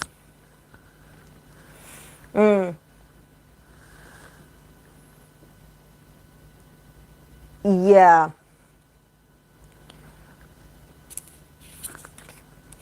And from Momo's perspective about Kai, Nine of Pentacles and the Page of Pentacles, definitely she sees Kai as this very luxurious kind of guy, you know, as this Nine of Pentacles. I think that definitely for her, Kai exudes this sort of confidence, and this sort of like very practical kind of mindset, that actually is not that they have this emotional connection, or that even they, it's not even about communication, because these people do not have cards of communication. So it's not like they talked about it before, or they had a conversation before. It's more about action. It's more about results. Like, I'm in a good moment in my career, so I would want to share my results with you, like, and I'm popular and you're popular, so we could go well together.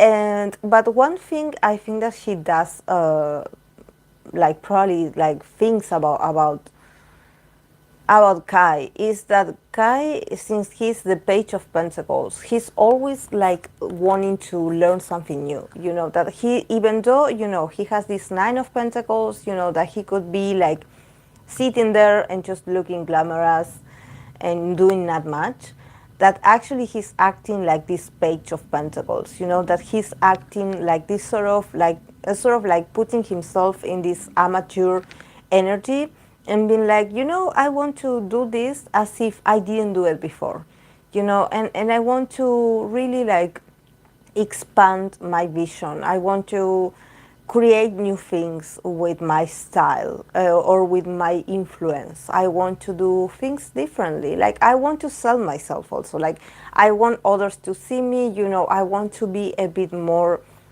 out there, like I want to put myself in sale, and I want your audience or a different audience to see me through you. So yeah.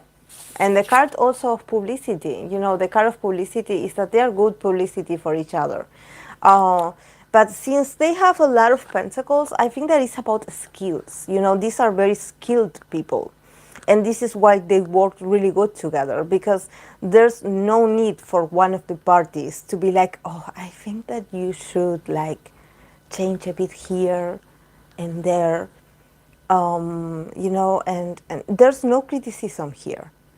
There's only respect and value.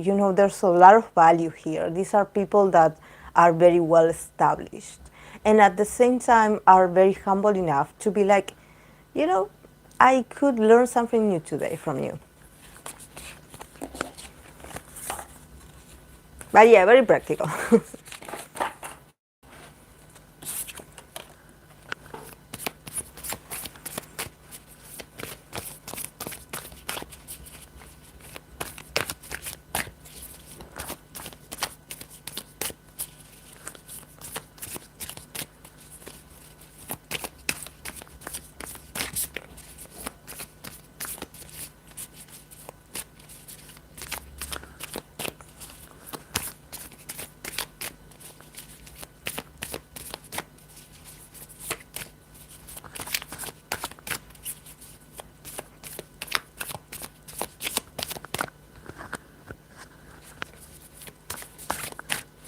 I feel like the older Kai gets, the more playful and relaxed he seems to be.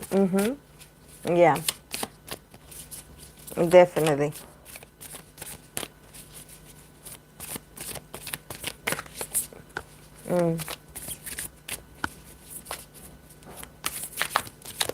Yeah, and he does has the Nine of Pentacles, so he does have a sort of self-esteem. He has a good self-image. He knows he's good, or he knows he's popular. Like, he's confident, and people can see his confidence.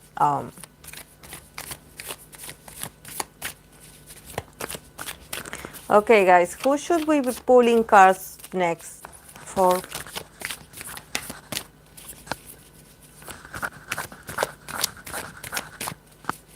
Kim Saron? Who is Kim Saron?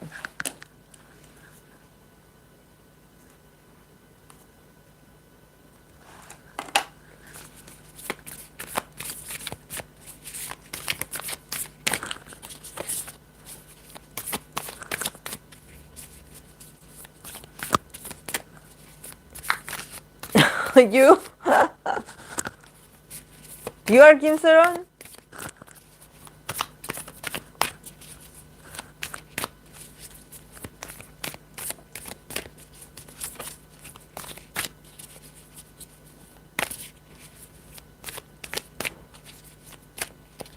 The actress is charged with DUI.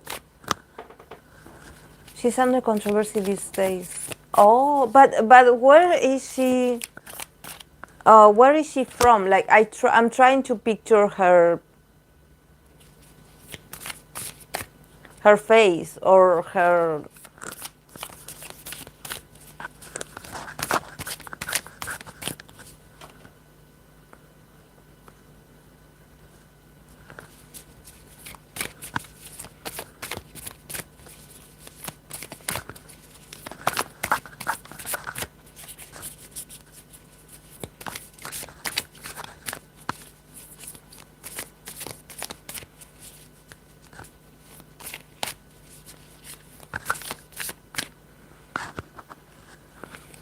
The Great Shaman.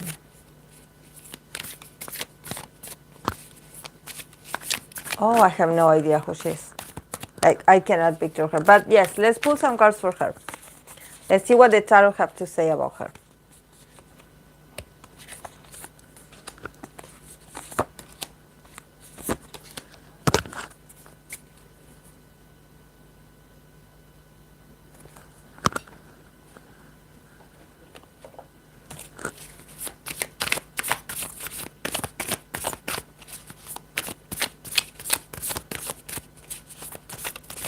She's doing well, apparently.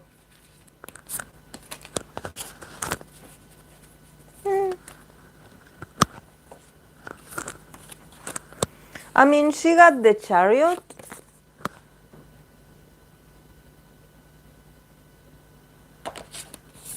Three of Pentacles.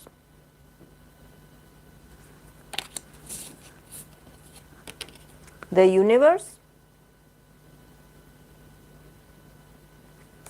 Like the Universe or the world. Page of Cups. And then from the Oracle, she got the card of Jupiter in Pisces, Seduction.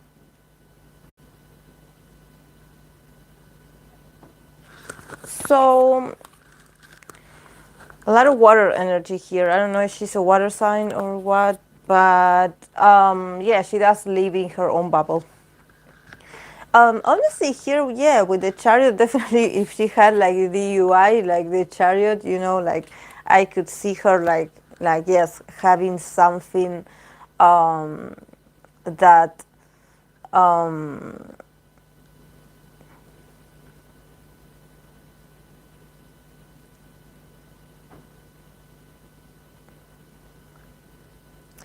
that has to do with her like moving like on a vehicle.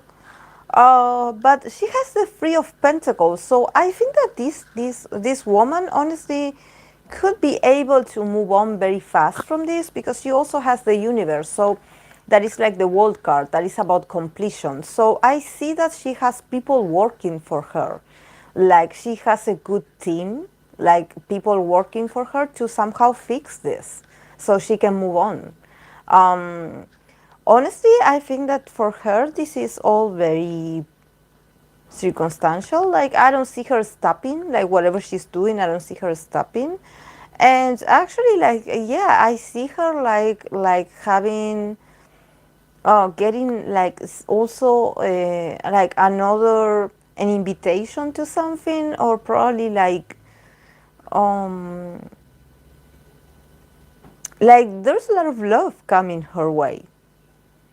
And also herself, like I don't know if maybe it's her talking about her sensitive side, or that she's very sensitive, or that she's very sentimental, but there's something about her that is very appealing, is that she seems like, I don't know why, could it be that people perceive her as very naive, or like people see her like this very cute person, or this very sweet person, as if she was a child, childlike, infantile kind of person, a bit like immature.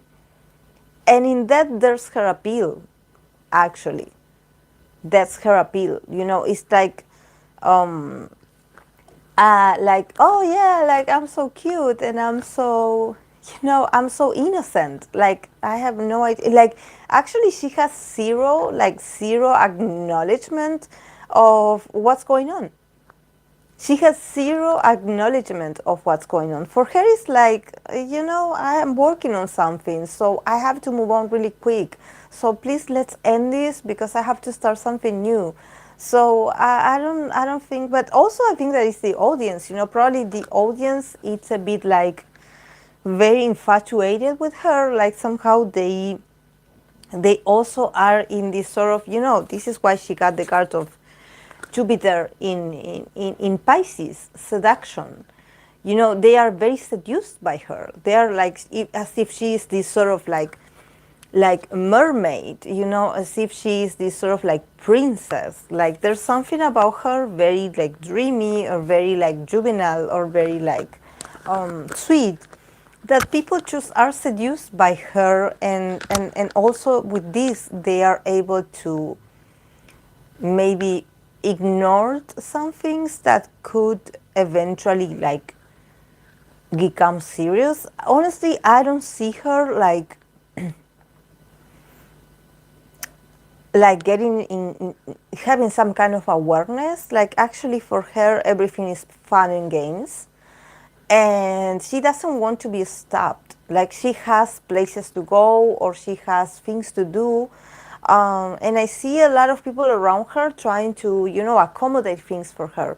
So definitely she's not alone. She's not like, this is going to be over soon. Like, and she's getting a lot of like invitations or new roles or participations. I don't know, but yeah, it seems like here with the card of the seduction, there's a bit of like people are very blind to her, or to what's going on with her. Like people are choosing to be seduced, because Pisces, it does remind me of fantasy and about not seeing what's real, like you being a sort of like blinded by the situation.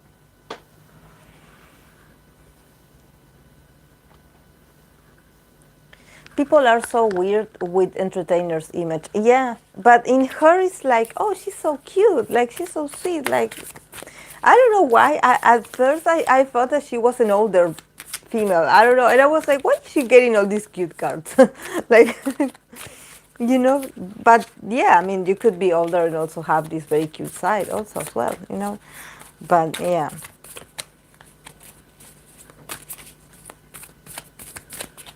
But she uses that to her advantage.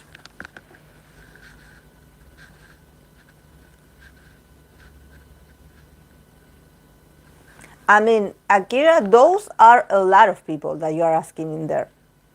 Like, you have to choose one. I already read for Momo.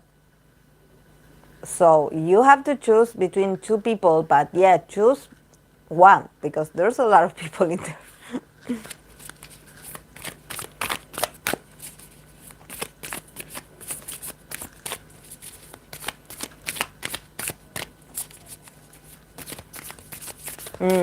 Yeah.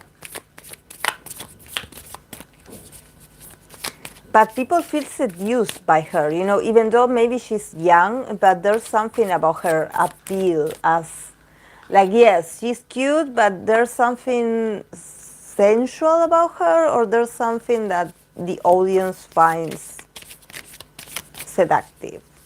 Like, yeah, it's cute, but it can also go the other way. I think that probably they don't admit it, but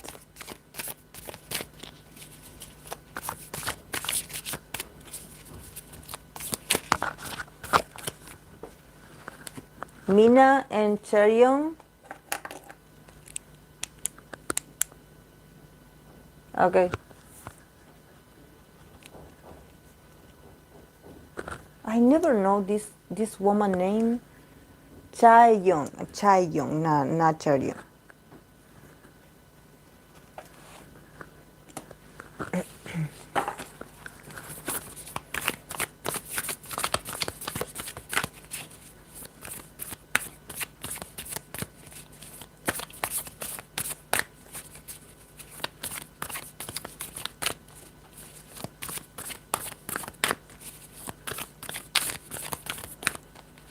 Mina, and Chaeyoung. Chaeyoung. Chaeyoung.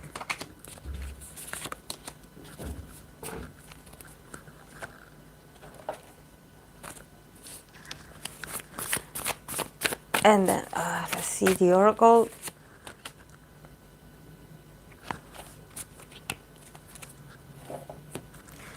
Okay, so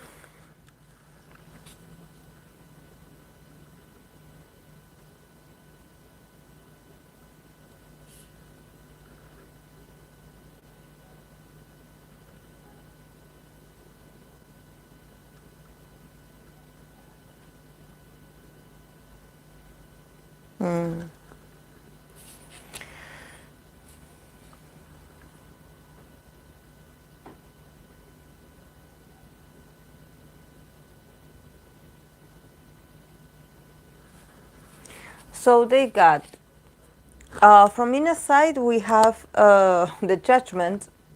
So if you think that she's judging Chaeyoung, yes, she is. But it's not just Chaeyoung. I think it's her life in general. Mina's side, and she got the Wheel of Fortune. Then from Chaeyoung's side, she got the Ten of Wands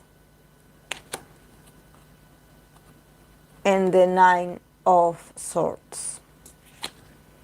And from the oracle, they got the card of Saturn in Aries, risk. So these are risky moments for their connection. I mean, there's a lot of, possible, like, it seems like their relationship is a bit on the risk, it's a bit on, because this is Aries. This is Aries energy again. But it's all about learning a lesson also, that I think that we are, like I said, we are in a very violent kind of season.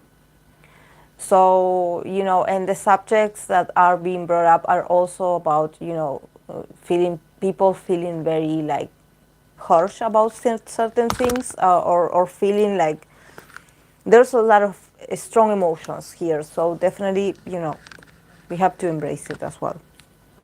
That not all the time the connections are going to be stable. There are some things that are going to affect it. So honestly, from Mina's perspective, I think that honestly, Mina is someone that I believe that she judges others the way she judges herself. So I think that this is more about her worrying for her own stability, or worrying for the group, or worrying for her career, more than having like a specific reaction towards Chaeyoung. I think that it's because the judgment card, it's a card that it's very expansive. Its meaning is not just like, oh, I have this singular opinion about you, or I have this perception about you. Actually, it talks about the whole environment in Mina's experience, So I think that she fears that this will not go away, and she's afraid of that. She's like, okay, but what am I going to do? But I think that honestly, she does go through moments where she feels like everything is out of control. But I think that it's a perception of her. Maybe sometimes she gets too extreme when she judges something, because she doesn't know how to express her own anger. I think that probably there's a dissociation in Mina. Probably Mina is someone that she feels very strongly about something, but she doesn't have the tools, or she doesn't know how to express it. Like, she doesn't know how to put it into words. So sometimes it's her own imagination going wild. I think that there's a bit of paranoia in her at the same time. There's something about her fearing for the group, feeling for stability, you know. And also we have the card of the Wheel of Fortune, that it's about, you know, this global exposure, you know, this like very, the world, the exposure to the world. What is the world going to say about us?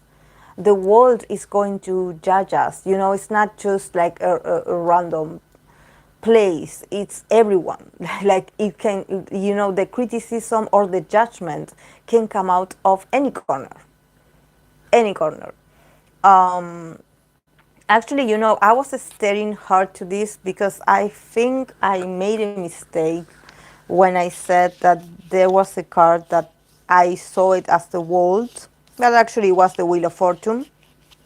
And actually this card is the world, you know, because you have the different planets. At least, I don't know, I don't remember if maybe this deck has two worlds, two different cards that represent the world. I don't think so.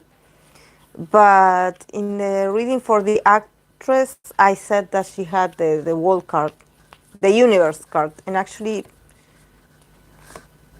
you know, this could be the Wheel of Fortune, but the Wheel of Fortune is different. So, you know, this card for me is the universe. And in here, see, this could be also the world. But yeah, let's take this energy as if she's worried about the, you know, the impact on a sort of like worldly scale, you know, like you know, about the whole world, you know, the different nations, the different environment, you know, that is not just us, it's everyone. So I think that for her, it definitely it affects her personally. She's afraid of people's judgment. She's afraid because the judgment is not just about you judging others or you having the possibility to be a judge for others. It's also about the judge coming for you. So so she's afraid of criticism in general, and probably, you know, she's a bit like on the defensive about Chaeyoung situation because, you know, has she experienced criticism in the past, Mina?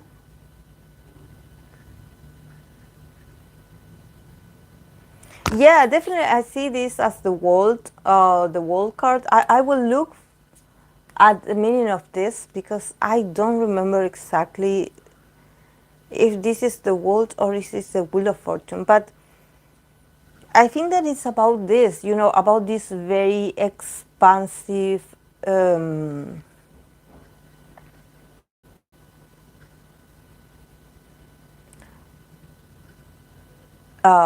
view, you know. And I think that if you see this, if you see the Judgment card, you see that she's looking at herself in the mirror. She's looking at her reflection and judging herself.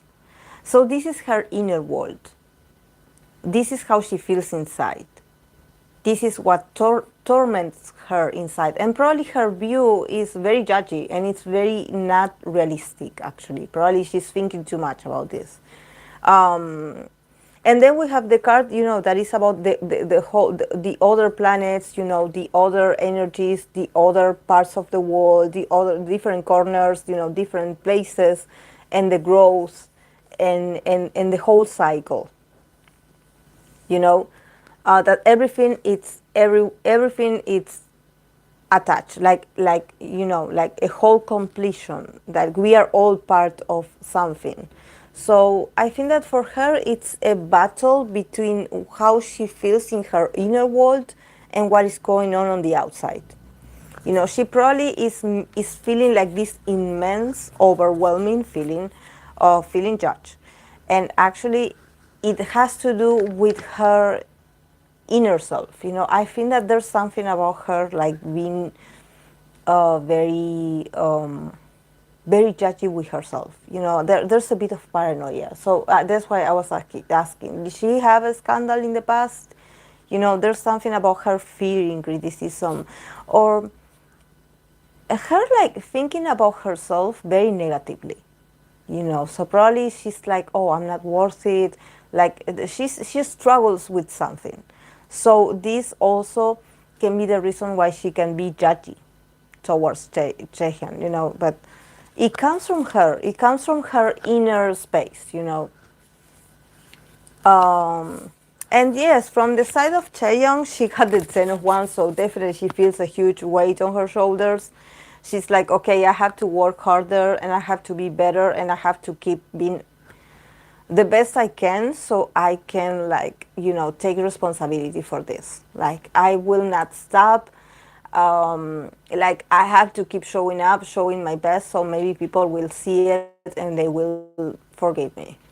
She definitely feels responsible, but she's not going to, maybe when she's on by herself, definitely she feels a bit guilty. When she goes to sleep, definitely her mind, like definitely she has these very intrusive feelings and thinkings and thoughts about what's going on. She definitely probably is affecting her sleep. But at the same time, she's like, okay, I take it. I will take the repercussions. I will take it because she's not backing down. She's like, okay, like, I will take it. Like, really, like the Taurus she is. She will not back down. She will remain there. She will remain there. Definitely, she will, like, endure it. She will endure it. How many members are there in Twice, with her included?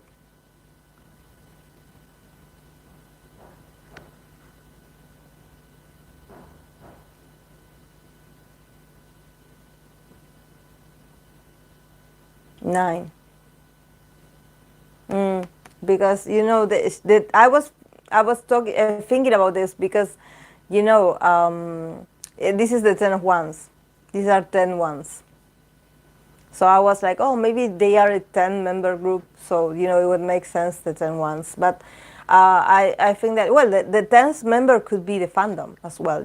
Her taking responsibility for everything that she's causing, or that she believes that she's causing the group. Definitely she's not okay. She's not. It's not that she's like. She probably will show a very brave attitude, and she will just endure it. She will endure the criticism. She will keep going. But yeah, but I'm talking about the 10 of Wands. This person, like taking everything on her back. I see her, like, doing this. Like, taking this responsibility. Even though I'm tired and I'm exhausted and I feel like this on the inside. This is something that comes up when she's on by herself. This is how she feels, actually. She feels like this. But at the same time, she's like, okay, yeah, I deserve it. Like, I will keep going, and with that weight on her shoulder, definitely. And probably, yes, she's when it comes to her relationship with Mina, yes, she does feel like she's responsible for, or maybe they had, a conversation, or the person that asked, I believe is Akira. Maybe there had been some conversations between them, or some. Some Mina's actions that actually make her feel like very bad inside. Like, actually, like, she does recognize that she messed up. She's not, like, playing dumb. She's not like, oh, I don't know what. No, but she's also going to act. She's not going to disappear. She's going to keep being active, or just physically showing up, like doing her role, playing her role.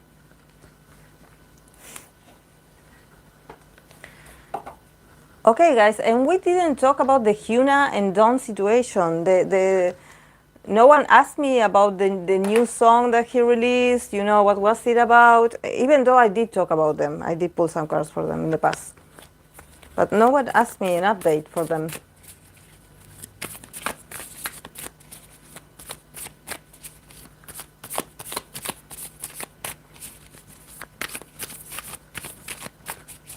I don't know. I don't remember exactly if I did mention that he would do a song about her.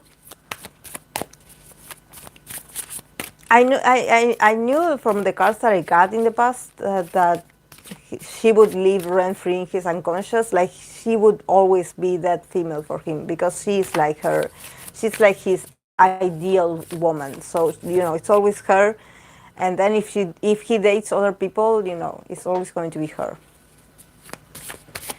He has a new song, I'm out of love. Yeah, and people were talking that actually he was like mentioning her or on the song or actually talking about the breakup. I like his music, at least I agree his disorder with her.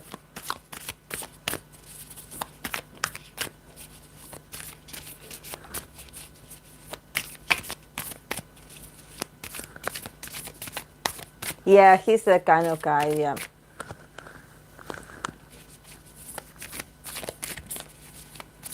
Yeah, definitely. He's,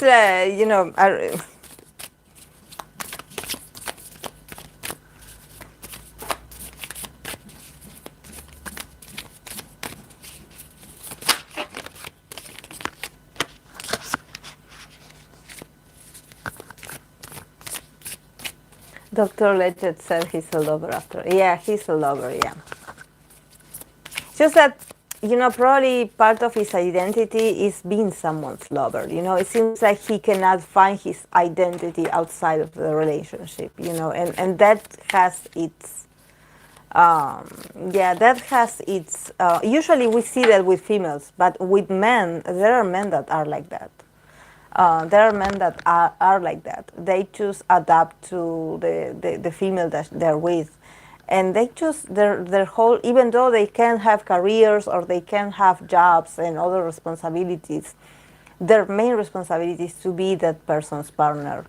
And they are so absorbed in that when the monotony or the struggles come into the relationship, they don't know, they just cannot recognize. They're like, but I've been devoted to you. Like, what am I doing wrong? They have no,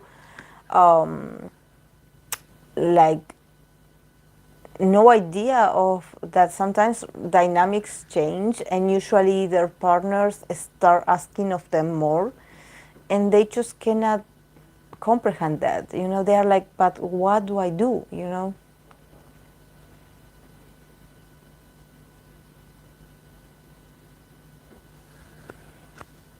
Most men are like that. They just hide it behind overly masculine energy.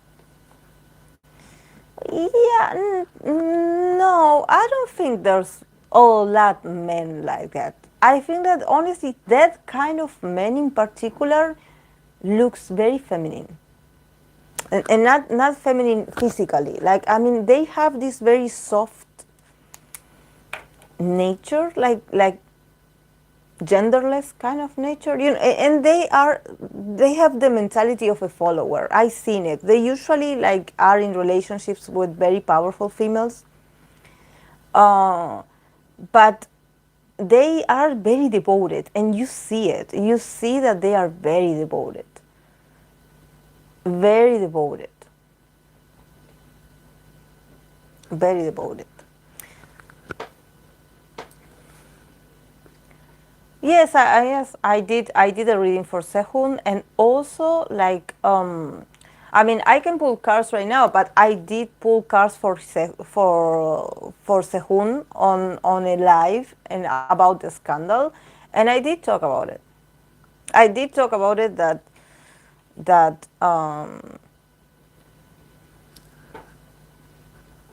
and also I don't understand what is it like very detailed. Yeah, it's like very detailed how. Like, like I tried my best to get as many details possible, but sometimes, like I get from the reading what I get. I try to expand it, honestly, because usually my readings I talk a lot. I talk a lot about in my reading. So sometimes I think like, sometimes I'm like I because I do watch some people other readings, and I'm like they are very brief. Um, Yeah, go look for it. It's Sehun's tarot reading I did for the Aries season, so it's not that far away. Um, and and I'm like, maybe I talk too much. And I also like, I think that, like I always mention to you guys, sometimes I read for people that I think that they don't understand the value of the interpretation, because like once I pull the cards, that's the moment. That's the moment. That's the moment where I actually, like, I am focused and I get everything I see. I'm not saying that, but that's the moment. If you ask me things afterwards, it's like we are like, I'm like, why did I talk? Like, I gave you a reading of like almost half an hour, and you just don't listen. Like, you just cannot see the potential of what I said. Like, I just sometimes I think that people are not very well, like, educated about the importance of a tarot reading. I have some clients that, thank God, they are so like very intuitive, and they are so willing to learn. And I'm always like, please listen. And if you can, listen to it several times, because sometimes I say things that they end up occurring afterwards. So please, before you give a feedback, like, pay attention. Like, give yourself that moment of reflection. That's actually what I do when I request a reading from someone that actually is not that often, because I try to, not rely so much on the tarot. I try to reflect on myself, because I work with the tarot. So, I'm like, yeah, like, like, I want to be able to be for other people. And but usually when I get a reading, I listen to that several times. Um, I connect with everything. The way they said things, the tone that they used, the silences, the way they deliver the reading, everything. Everything for me is information. You know, it's not just me talking like a parrot and keep talking and talking and talking, and you be like, oh, okay, okay, okay. I like, please, like, it's if you ask a tarot reading, like, please, like, like, appreciate the tool, appreciate the moment. This is message is for you. You know,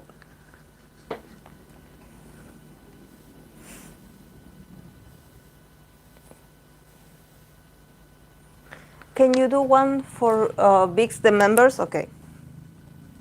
Are they still active, VIXX?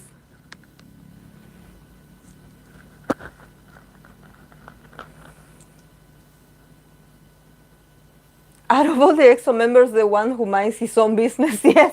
Yeah, very Taurus moon.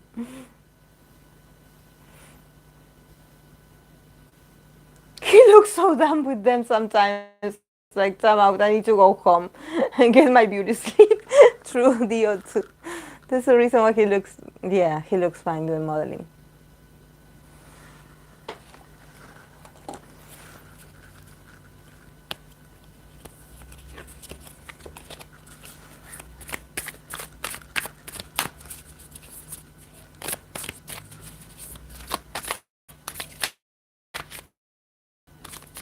Definitely more active at Infinite. Ah, so you never even, oh.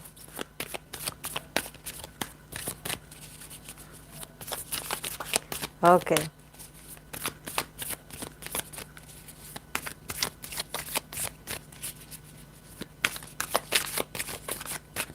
Yeah, it's just that and also like value your money, like this is very Capricorn of me saying this, but honestly, like money is energy as well. So honor it, honor it. Like I have clients that they actually like purchase a reading like once a week, and they do the homework, I would say. They do the homework where they try to link the readings from the previous time. They are like, okay, because I'm not going to pull just I read for people often because there are people that want sort of guidance, for the week or whatever they are going through, and they need it. But it's like, let's work on this together. Let's give it a purpose. Otherwise, why are you, like, for me, it's like it makes me so happy when they are like able to be like, oh, this that happened maybe had to do with this, and now I feel like I'm working on this, and I'm starting to see this from another perspective. That's the beauty of this. That's the beauty of this. And also for idols as well, because sometimes we have this perception like, oh, this is going on this way because this article said that it's going on that way. But we don't know what they're feeling, so it's okay to also see a bit of the human.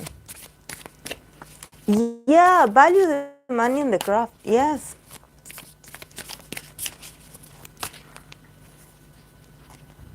I actually, I'm very busy with the studies, but I think that probably after the second half of the year, probably I will start with counseling lessons online. So if you want to sign up, you can. But first, I want to go very deep into the courses that I'm doing. Um, and then we can do some like counseling and tarot, both the session at the same time. So you can work on that as well. Because some people need it. I do have clients also in Argentina, in my country, that they are like, because this is why what we come to the realization that I have clients that it's not that they are codependent to the tarot readings, it's just that they want someone to talk to. So sometimes, yes, they get a bit like fixated with the readings because they felt so good when the reading reflects them that they want another one. It's like a sort of exercise of them. Probably they don't have the tools in their lives of someone paying attention to them or someone focusing on their energy. So for them, it's like tarot reading is like a whole, like, wow, like she's talking about me. Oh, this is about me. So it's like a very addictive kind of exercise. So this is why sometimes I'm like, okay, I know you want tarot readings, but okay, we cannot always like be pulling cards for your personality reading when we just did it like, I don't know, 2 weeks ago. But what we can do is we can have some counseling lessons so we can work on the cards that you have, and we can like go deeper into that knowledge, so you can also, go within with that information, so you don't always depend on the card to go within what's going on with yourself. Yes, the cards are a tool, but it's not to always tap on the tool. You have to also let life and let your energy work with that. And also counseling, it's a great, like, it's a very safe place for you to open up about your things, and about what you're going through. And no one is going to judge you. No one is going to, and probably, put into words how you feel about certain things, and what it's like to be you. Have that small moment for yourself. I seen a lot of improvement in that. Okay, VIXX. Claro, major arcanas. Um, the first one,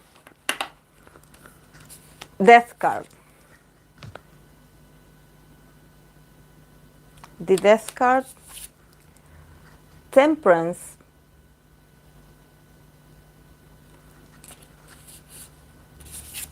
the Hermit,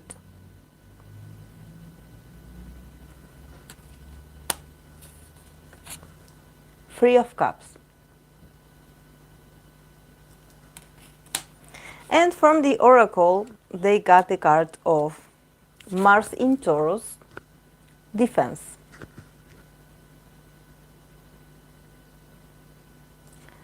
So, yeah, very steady, very... Honestly, I think that they're going through a very important transformation. That I think that what is going to help them is harsh, yes. It's like a no return kind of situation, yes. But at the same time, they're trying to go inwards about their relationship with each other. I think that they are like, okay, why did this happen? And how is this affecting us? And who is us? Are we still us?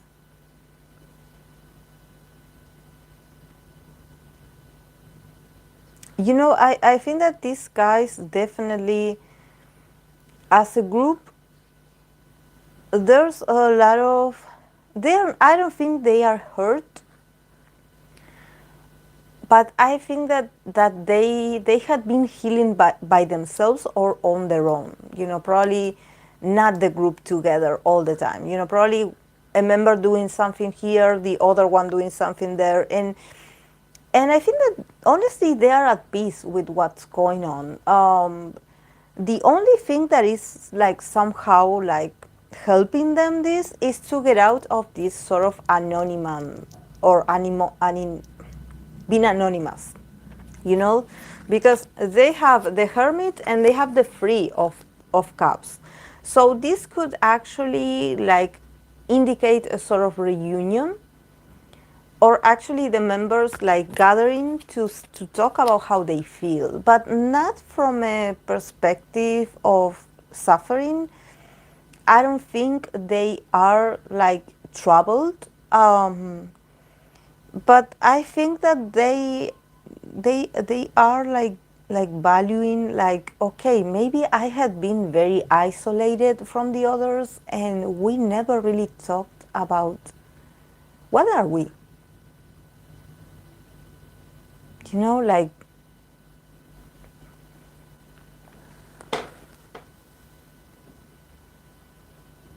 Mm. So this means they'll continue RYT. What is RYT? One member had to leave due to him being drunk and also throwing shade to other groups after that. Oh, yeah, it's like, I mean, I understand why there's some members that probably are like, you know, I'm better on my own, like, you know, I'm minding my own business. But it's also about balancing, you know, like, okay, the rest that are there, what are you? Like, what are you going to do? Because it's like you said, because of this, everyone is talking about them. So it's like, okay, what do we do with this? You know, and probably they do need to sit down to talk. I won't say talk, but I think that they should hang out more with each other. They should like connect again. There's something about an emotional disconnection in there. Something happened that them, because, you know, and the temperance is about forgiveness at the same time. I think that probably, you know, there had been some people that had done some things and that, you know, it's important for them to talk about this forgiveness. You know, like, what do I do? Oh, I'm sorry. What do I do with everything that is going on? You know, my negative emotions, what everyone is saying, the love and support. the not so favorable part of everything that I'm going through. How do I balance this?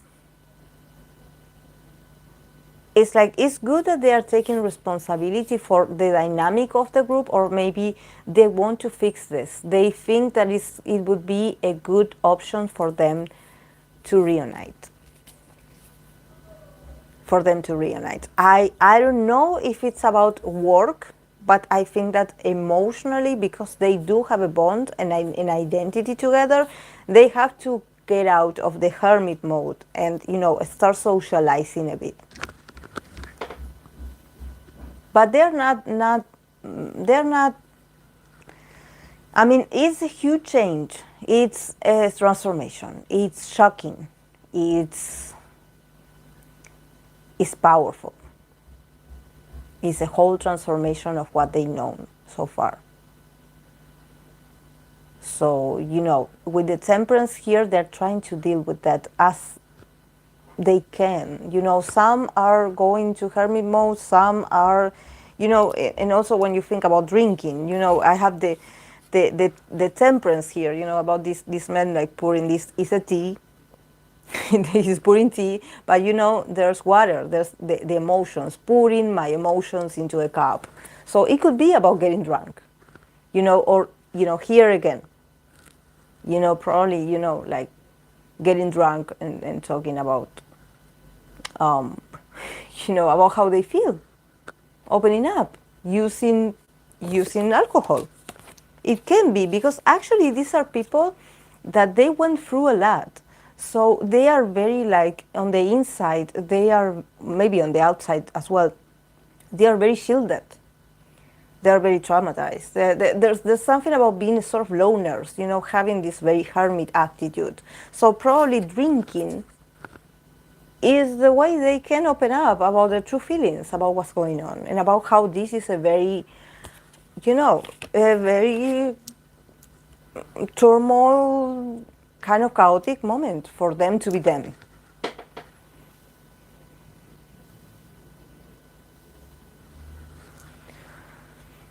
With that free currently, they're promoting as a subunit of free. Yeah, I was going to ask you if they're free. I was going to ask you if they're free because I got free.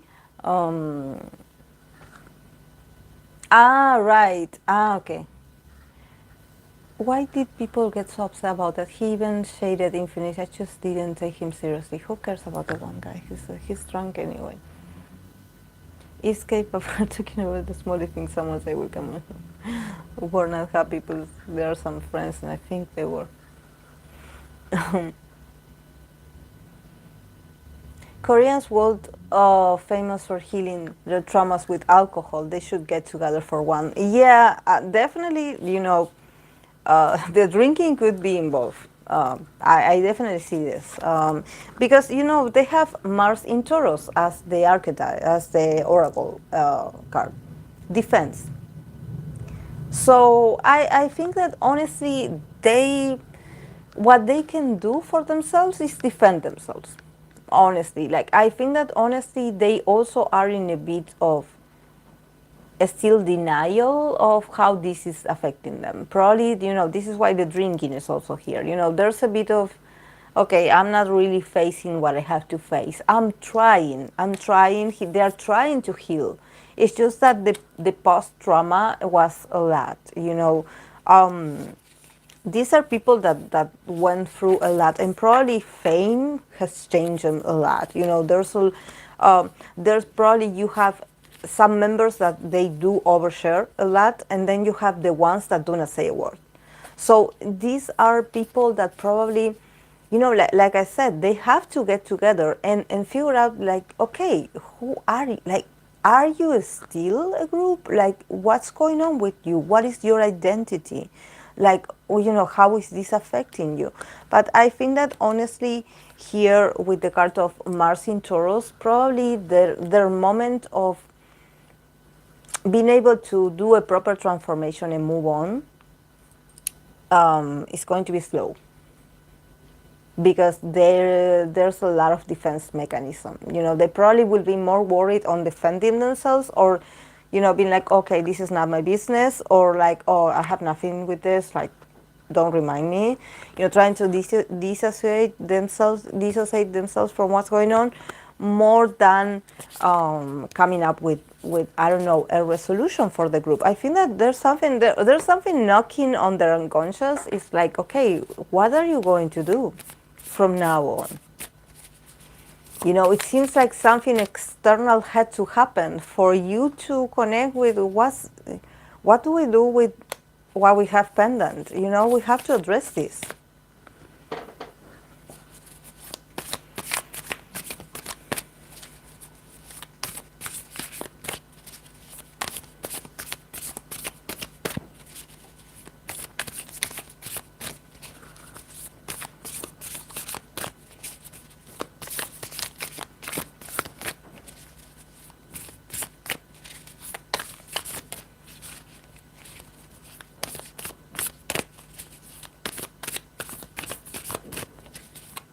And honestly, since it's a Mars in Taurus, probably they're thinking about money or stability, business, being very practical and rational, protecting their own interests.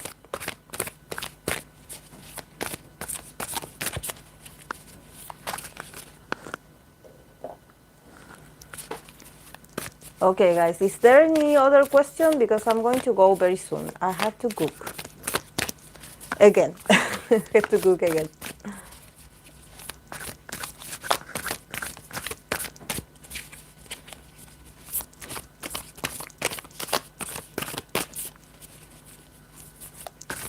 Tomorrow I will do a live at 10 a.m. again, Sunday. So if you want to join.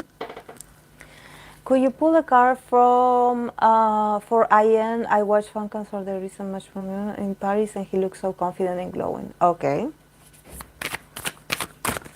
Ian.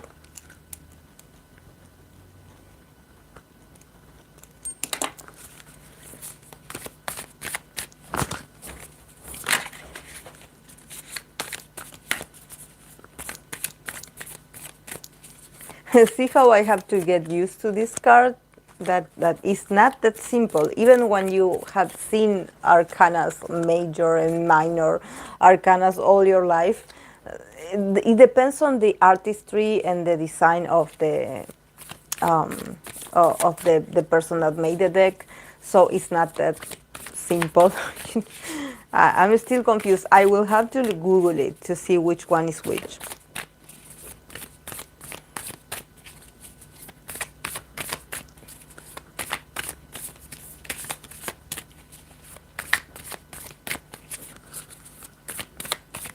Okay, I am.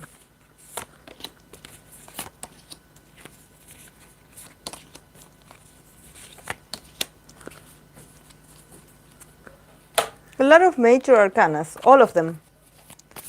All of them.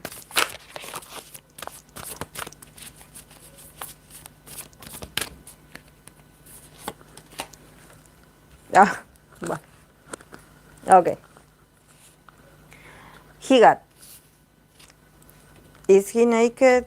Yeah. The Fool.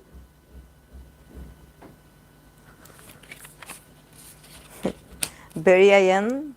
The Temperance again. The Moon card. And the Lovers. And then from the Oracle, he got the card of Jupiter in Pisces, Seduction. So see again, we're starting to see again innocence. I'm innocent, I'm cute, I'm loving, and I seduct you with these traits of mine, of you actually thinking of me as this very cute, youthful kind of person. Okay, for Ian, definitely, he starts with the Fool. So I think that for him, it's like, okay, like I want to try something new. And probably for him, this is very different. Like this is like an opportunity for him to just, I don't know, I honestly think that he was pushed to be out there. You know, he was pushed and he just jumped. You know, like this full card. You know, like he was pushed and he just jumped. I think that the opportunity came like this, like, okay, we're going to do this differently. You're going to do this differently. You are going to be in an environment or in a situation that is going to be very new. And here you go. You are going to be here. With the Temperance and the Moon card, I think that it is still. I think that for IN, it's a whole process, you know, and definitely with the Temperance here, I think that he's also trying to find balance between his insecurities and his need for change. You know, definitely with the Fool card, this could be the beginning of another situations that he didn't have before to experience, another opportunities, you know, going to a field or you know, an activity that is unknown to him, that he never thought that he would be doing. But it's like it's part of his healing. I think that somehow his destiny is to slowly embrace uncertainty, you know, and somehow to hush a bit, and I would say to ignore a bit his fears, you know. It's like, okay, like, you know, like just hold on really tight to the rush of the moment, you know, hold on really tight to this feeling of like, oh, I don't know where I'm going. You know, you feel this sort of rush, this sort of like, it's a mix of fear and excitement. You know, it's like, do that, play with that, you know, like somehow find a balance, like find a proper fluctuation between, oh, this is cool, like I like it, between this, oh, I fear this. You know, here with the Moon card, definitely he does have fears. He struggles with people seeing the real him. I don't know if he's like, okay, I don't, like, he probably he fears criticism, and he fears people like talking that, oh, you don't have what it takes, you know, criticism about, you know, like, oh, I think that you are a bit weak in there, you know, you don't have the talent, you don't have the appeal, you don't have the, you know. So it's like, okay, like, I'm here, so I'm going to do what I can. And honestly, I think that he is like a bit coming into peace with himself, you know, with his, because we have the Lovers here, but I think that in the case of Ayen, it's not a card that talks about relationships. I think that it's this sort of balance that I was mentioning earlier. It's like, yes, we know that you are afraid, but you know, you fear the darkness, you fear, you know, you fear the darkness, you fear the unknown, but you know, the day always comes after. So, you know, you can enjoy yourself, you can enjoy it, you can adapt to it and see the positive side of this experience. And actually, I think that he's choosing, consciously, he's choosing to hush his fears, you know, to not face them. You know, he's like, okay, they're not there. I'm practicing this. That I'm trying to, like, somehow, like, learn to be not affected by them anymore. You know, trying to push them to a side, even a bit, even if it's for now. Then yes, afterwards maybe, you know, uh, I can, like, you know, do this. Because if you see the card here, there's this couple, you know, in the Lovers, there everything is glowing. But then if you see here, you have this house, that the house is on fire. The house is burning. There's a fire here.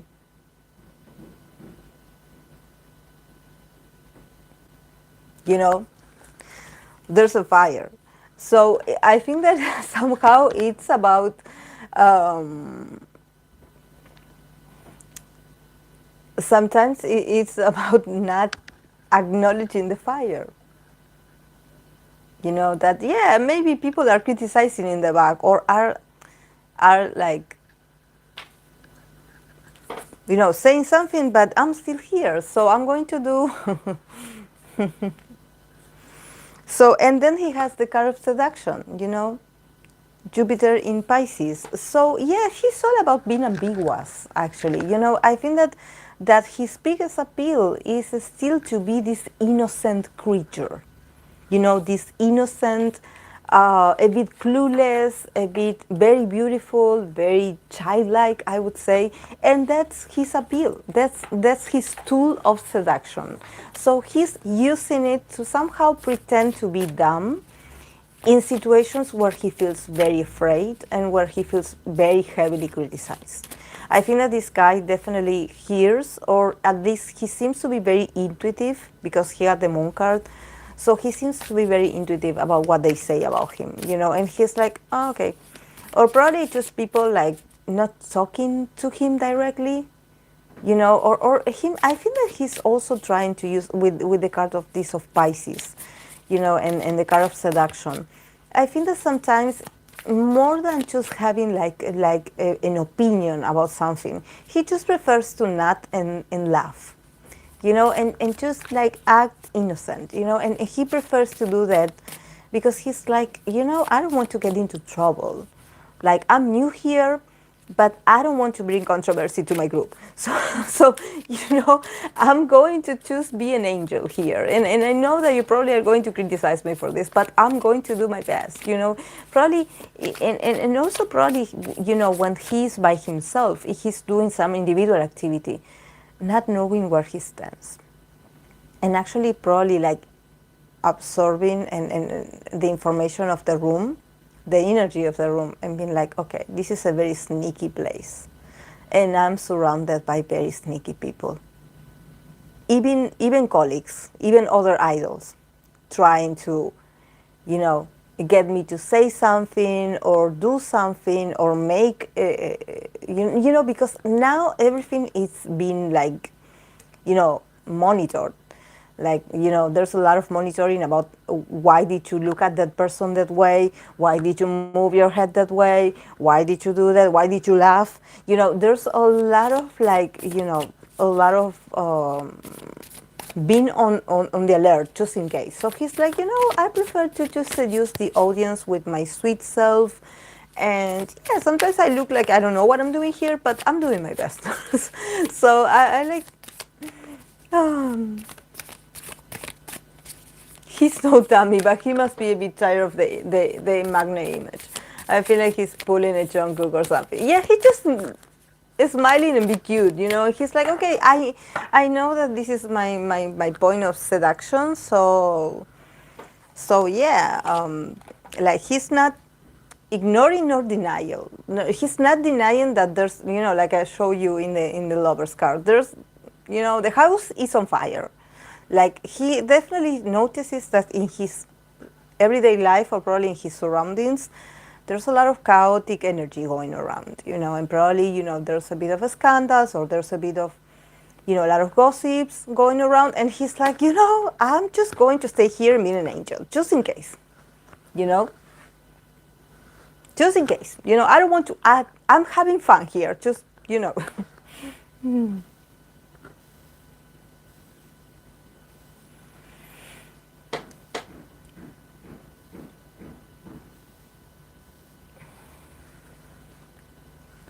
I'm not gonna see a change from an Aquarius that quickly. It's tough because there's only one of them.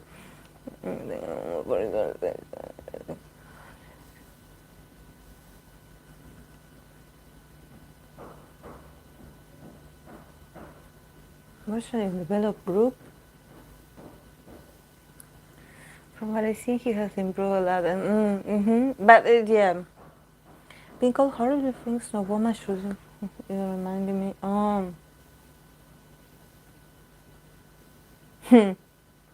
Female idols have it at least 10 times harder, like people are disgusting.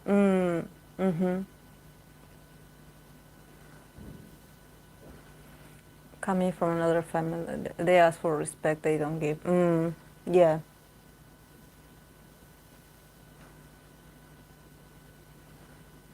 Yeah, we have to be. Yeah. It's just that, sometimes when they make comments like this, it's like, and then when you try to be a victim, I don't buy anything that you say, because you are very like, and I think that this is what's very annoying, and actually it's very like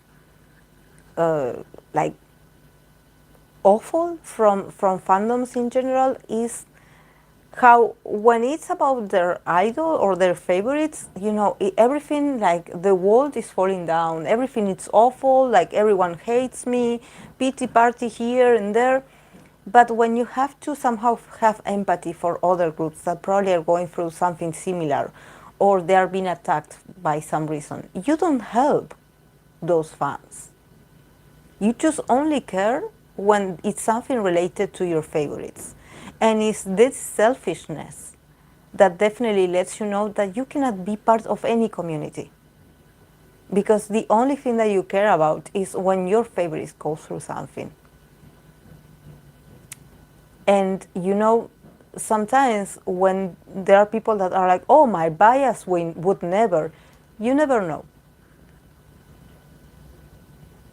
The world, and also the wheel of the, the wheel of fortune always keeps spinning. So one day you're up and the next you're down. So we never know, especially because idols are humans. And we humans, we also are not only exposed as individuals, but also we are part. We interact with others. So maybe, your idol is a saint, but if they get associated with something,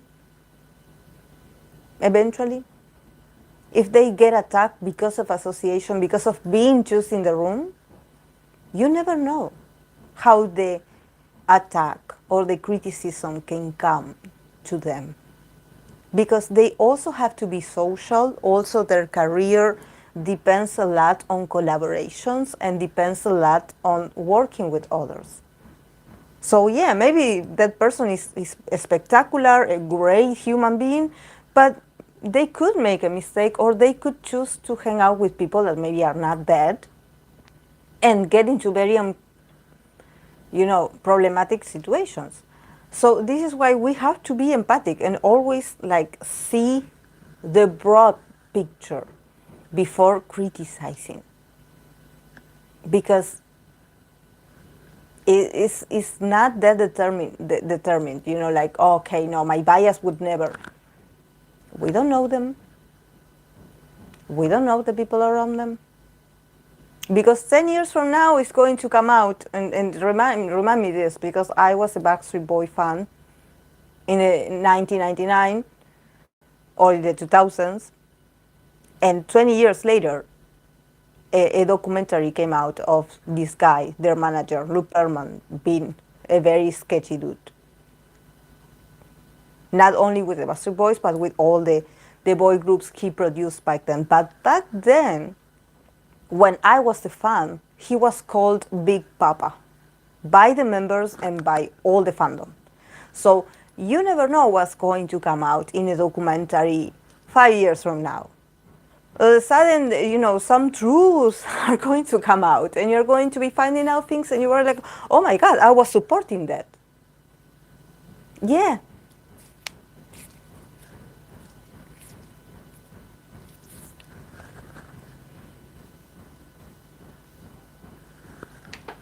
Maybe we can talk more about Magnets soon, because I notice how Magnets are often known how to be savage, like most of them have to be the reason for the savageness. Oh yes, of course.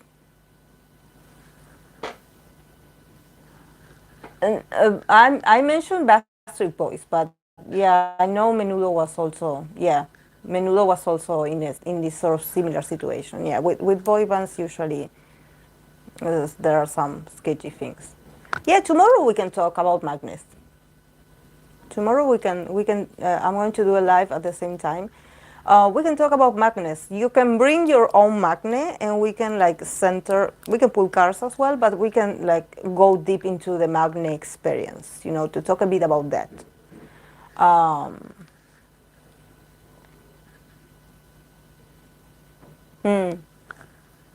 I think it's a bit artificial, to be honest, like the rebel Magni who is rude to the. Yeah, yeah, there are some that are just too Magni come out from the book. Yeah, there are some that are really like it's very artificial. Yeah, there are some that probably the ones that started like the first generation, second generation are probably like the ones. But yeah, let's just talk about being the youngest. You know what it means. You know the responsibilities, the struggles, the expectations of being the magnet. You know how you're supposed to be surrounded by these older people and act like you are old as well, but not too much, because then we're going to infantilize you again, and then we're going to sexualize you. But you know, never mind, just hang in there.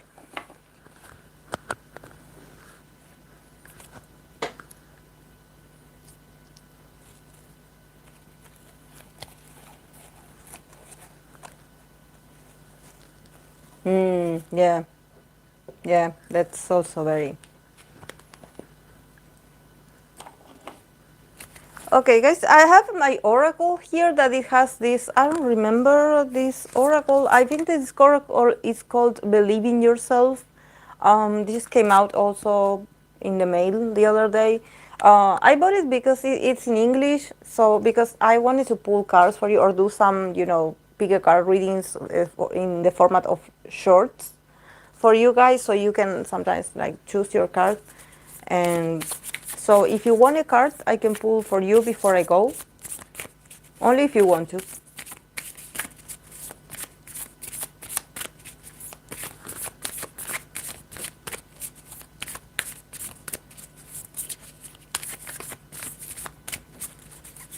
Yeah, we can do that tomorrow. We can do that. Oh, Samara,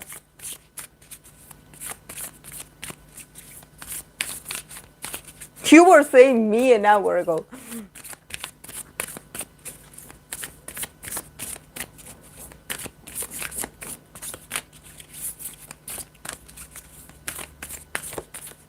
Okay, I'm going to do it very like interactive.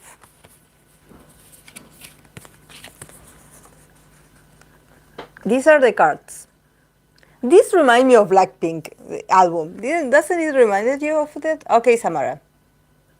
You have 1, 2, 3. Choose one.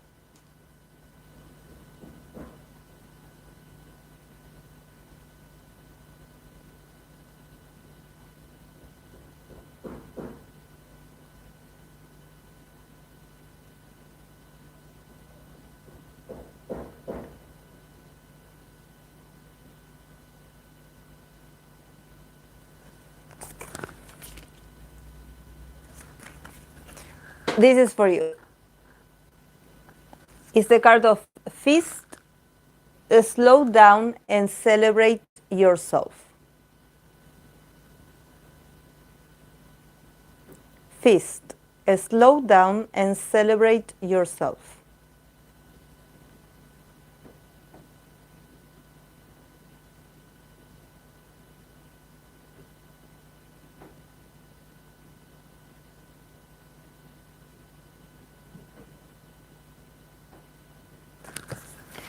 Okay, Spirit, you wanted one as well?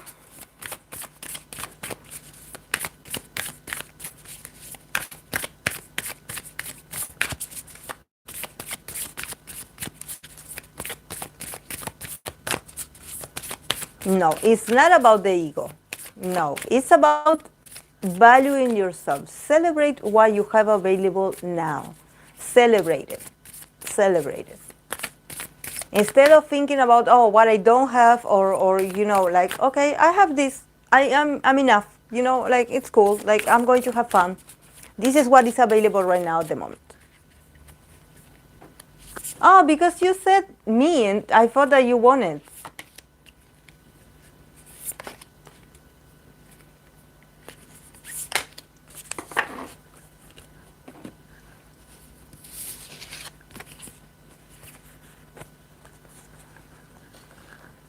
Okay, Spirit. Pay attention. 1, 2, or 3. Choose one.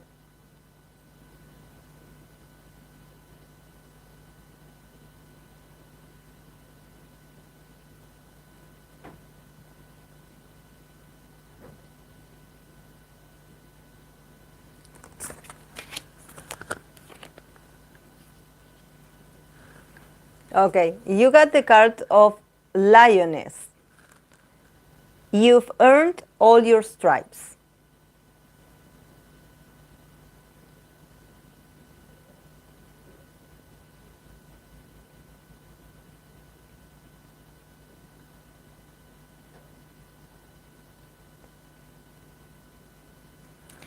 Lioness, you've earned all your stripes. It's beautiful. It's beautiful. It's about your owning your experience. Like, you are fearless. You are fearless. Like, you are your own, you are the owner of your own experience, and your experience is your authority. So you're ready. You are ready. You are not an amateur anymore. Your experience has taught you well.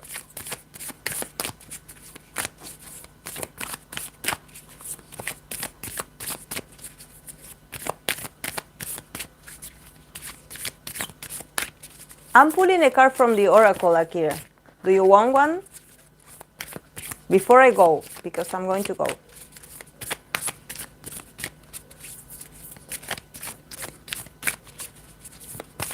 Okay.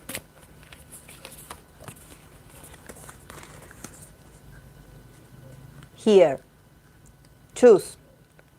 1, 2, or 3.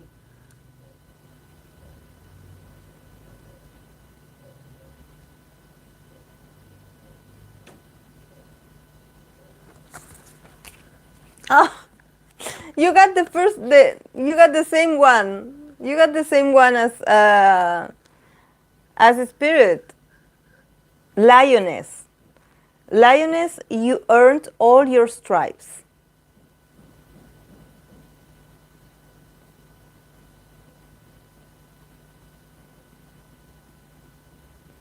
Lioness, you earned all your stripes. In a sense that you're ready.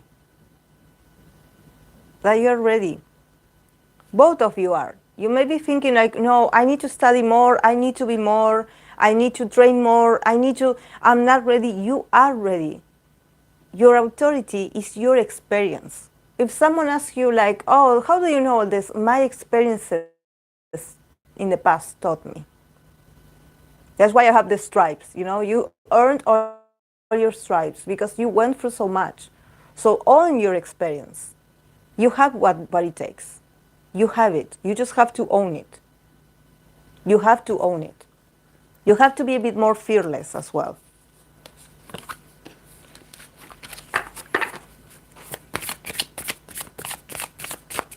Yeah, it's like, don't think about, oh no, maybe I need to work on this, maybe I need to perfectionate this. No, you have it.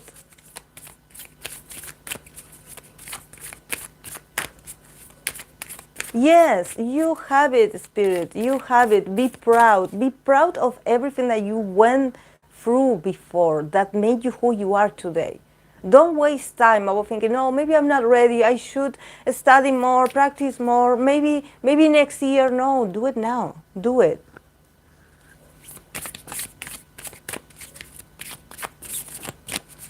Okay, guys. Anyone else, or I'm going to go. It's been 3 hours already. I'm going to go. Okay, Fluffy. The last one.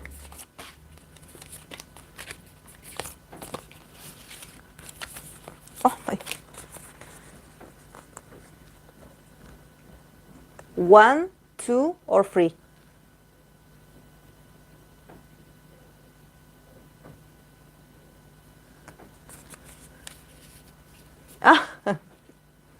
You got the card of Witch. Justice is coming. Wow. Oh, who's going to get their karma? Who's going to get their karma? No, don't be. Why are you? You got the card of the witch. So it means that you do have some powers that somehow help balance things when people done something wrong to you or something that you consider unfair. So this means that you're actually much more powerful into manifesting things that you think that you are. It's time to let go of the fight. You know, the scales will get even. You will get the justice that you deserve.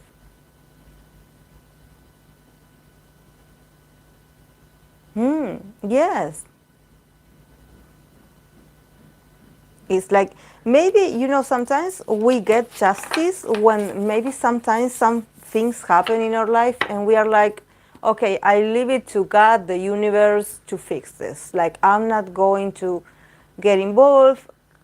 I will not get involved. Like, whatever it is, you know,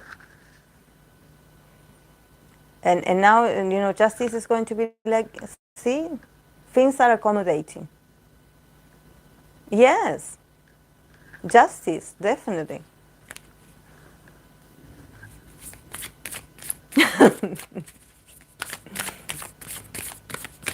Yeah, she did.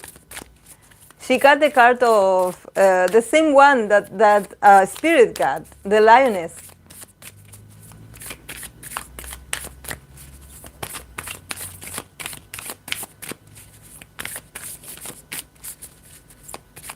Yeah, it's a powerful card. But also it's about, you know, putting your guard down a bit, because sometimes when we think that we had been wronged at some point, we are always with the swords up, you know. So, do you want one, Hope?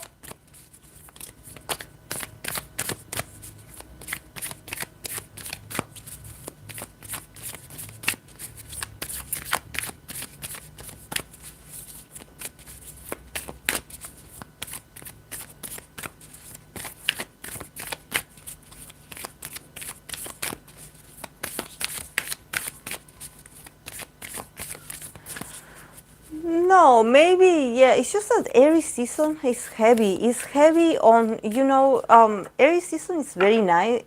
I mean, there's something about Aries season that, at least personally, I feel like it pushes us to confront some things that probably were there and we didn't see, because we come from Pisces. We come from Pisces season that it was very like fantasy, you know, and everything was so exciting, you know, all the new comebacks, you know, and all these things to look forward to, you know, and we are like, you know, or probably, you know, we started like studying, or we started a new job, or we started something new, and we're like, oh yeah, this is great. Oh yes, like I bought this, I'm so excited. And you know, Aries season is like, here, puff, here's the bill. you know, you know. It's like it's confrontative. It's confrontative. So for signs that are a bit more on the calm side, or probably you are a bit more like, you know, I don't want to be bothered, like, or for example, Libras that are the opposite of Aries, that you're like, you know, I don't want confrontation. I don't want it. Like, keep it. I don't want it. Like, can we move on already? Like, you will probably will feel like you are being pushed through different directions, you know, and probably every news that you get, it's about conflict. You know, this is why I wanted to ask about this subject, you know, because I noticed that, you know, it had been a heavy week. It had been a heavy week. And for some people, especially the children on the internet that are being fanatics, for them it's like, oh yeah, I'm just using my right to speak my mind. Yeah, but you are hurting people in the process with those comments. So sometimes it's nice to, you know, to talk about how uncomfortable it is to be in like connected to these sort of messages that even when you don't want to find out, you end up finding out. You know, and it gets toxic, and it gets ugly. I have this feeling of rejection toward this, of repulsion, you know, of like, oh, I don't, this is awful. Like, you know, and every time you wake up and there's a new scandal, there's something, you know, that of course that these scandals are things that are supposed to come out, you know, eventually they're going to come up anyways. But we had been somehow like entertained to not look at that way, you know, or we were distracted. But there seems to be a lot of like anger issues in the middle, you know, and you're like, oh my God, please don't, you know, don't bring this here. Like, because for me, in my own personal process, I don't need this. I have my own issues and I don't need this. So, you know, it's about, you know, coming back and also hanging out with people that make you feel better, you know, and talk about the things that you do like, the things that you do value, that you have today, that maybe it's not perfect, but you have it anyways. You have it available. So check on that. Don't let people ruin it for you. So, okay, guys, I'm going to go because I have to cook. And then I have to also, I have another client today that has to come over, so I have to get ready. So thank you so much, guys, for being here. We will see each other if you are available tomorrow at 10 a.m. my time. So thank you so much, guys. Have a great Saturday.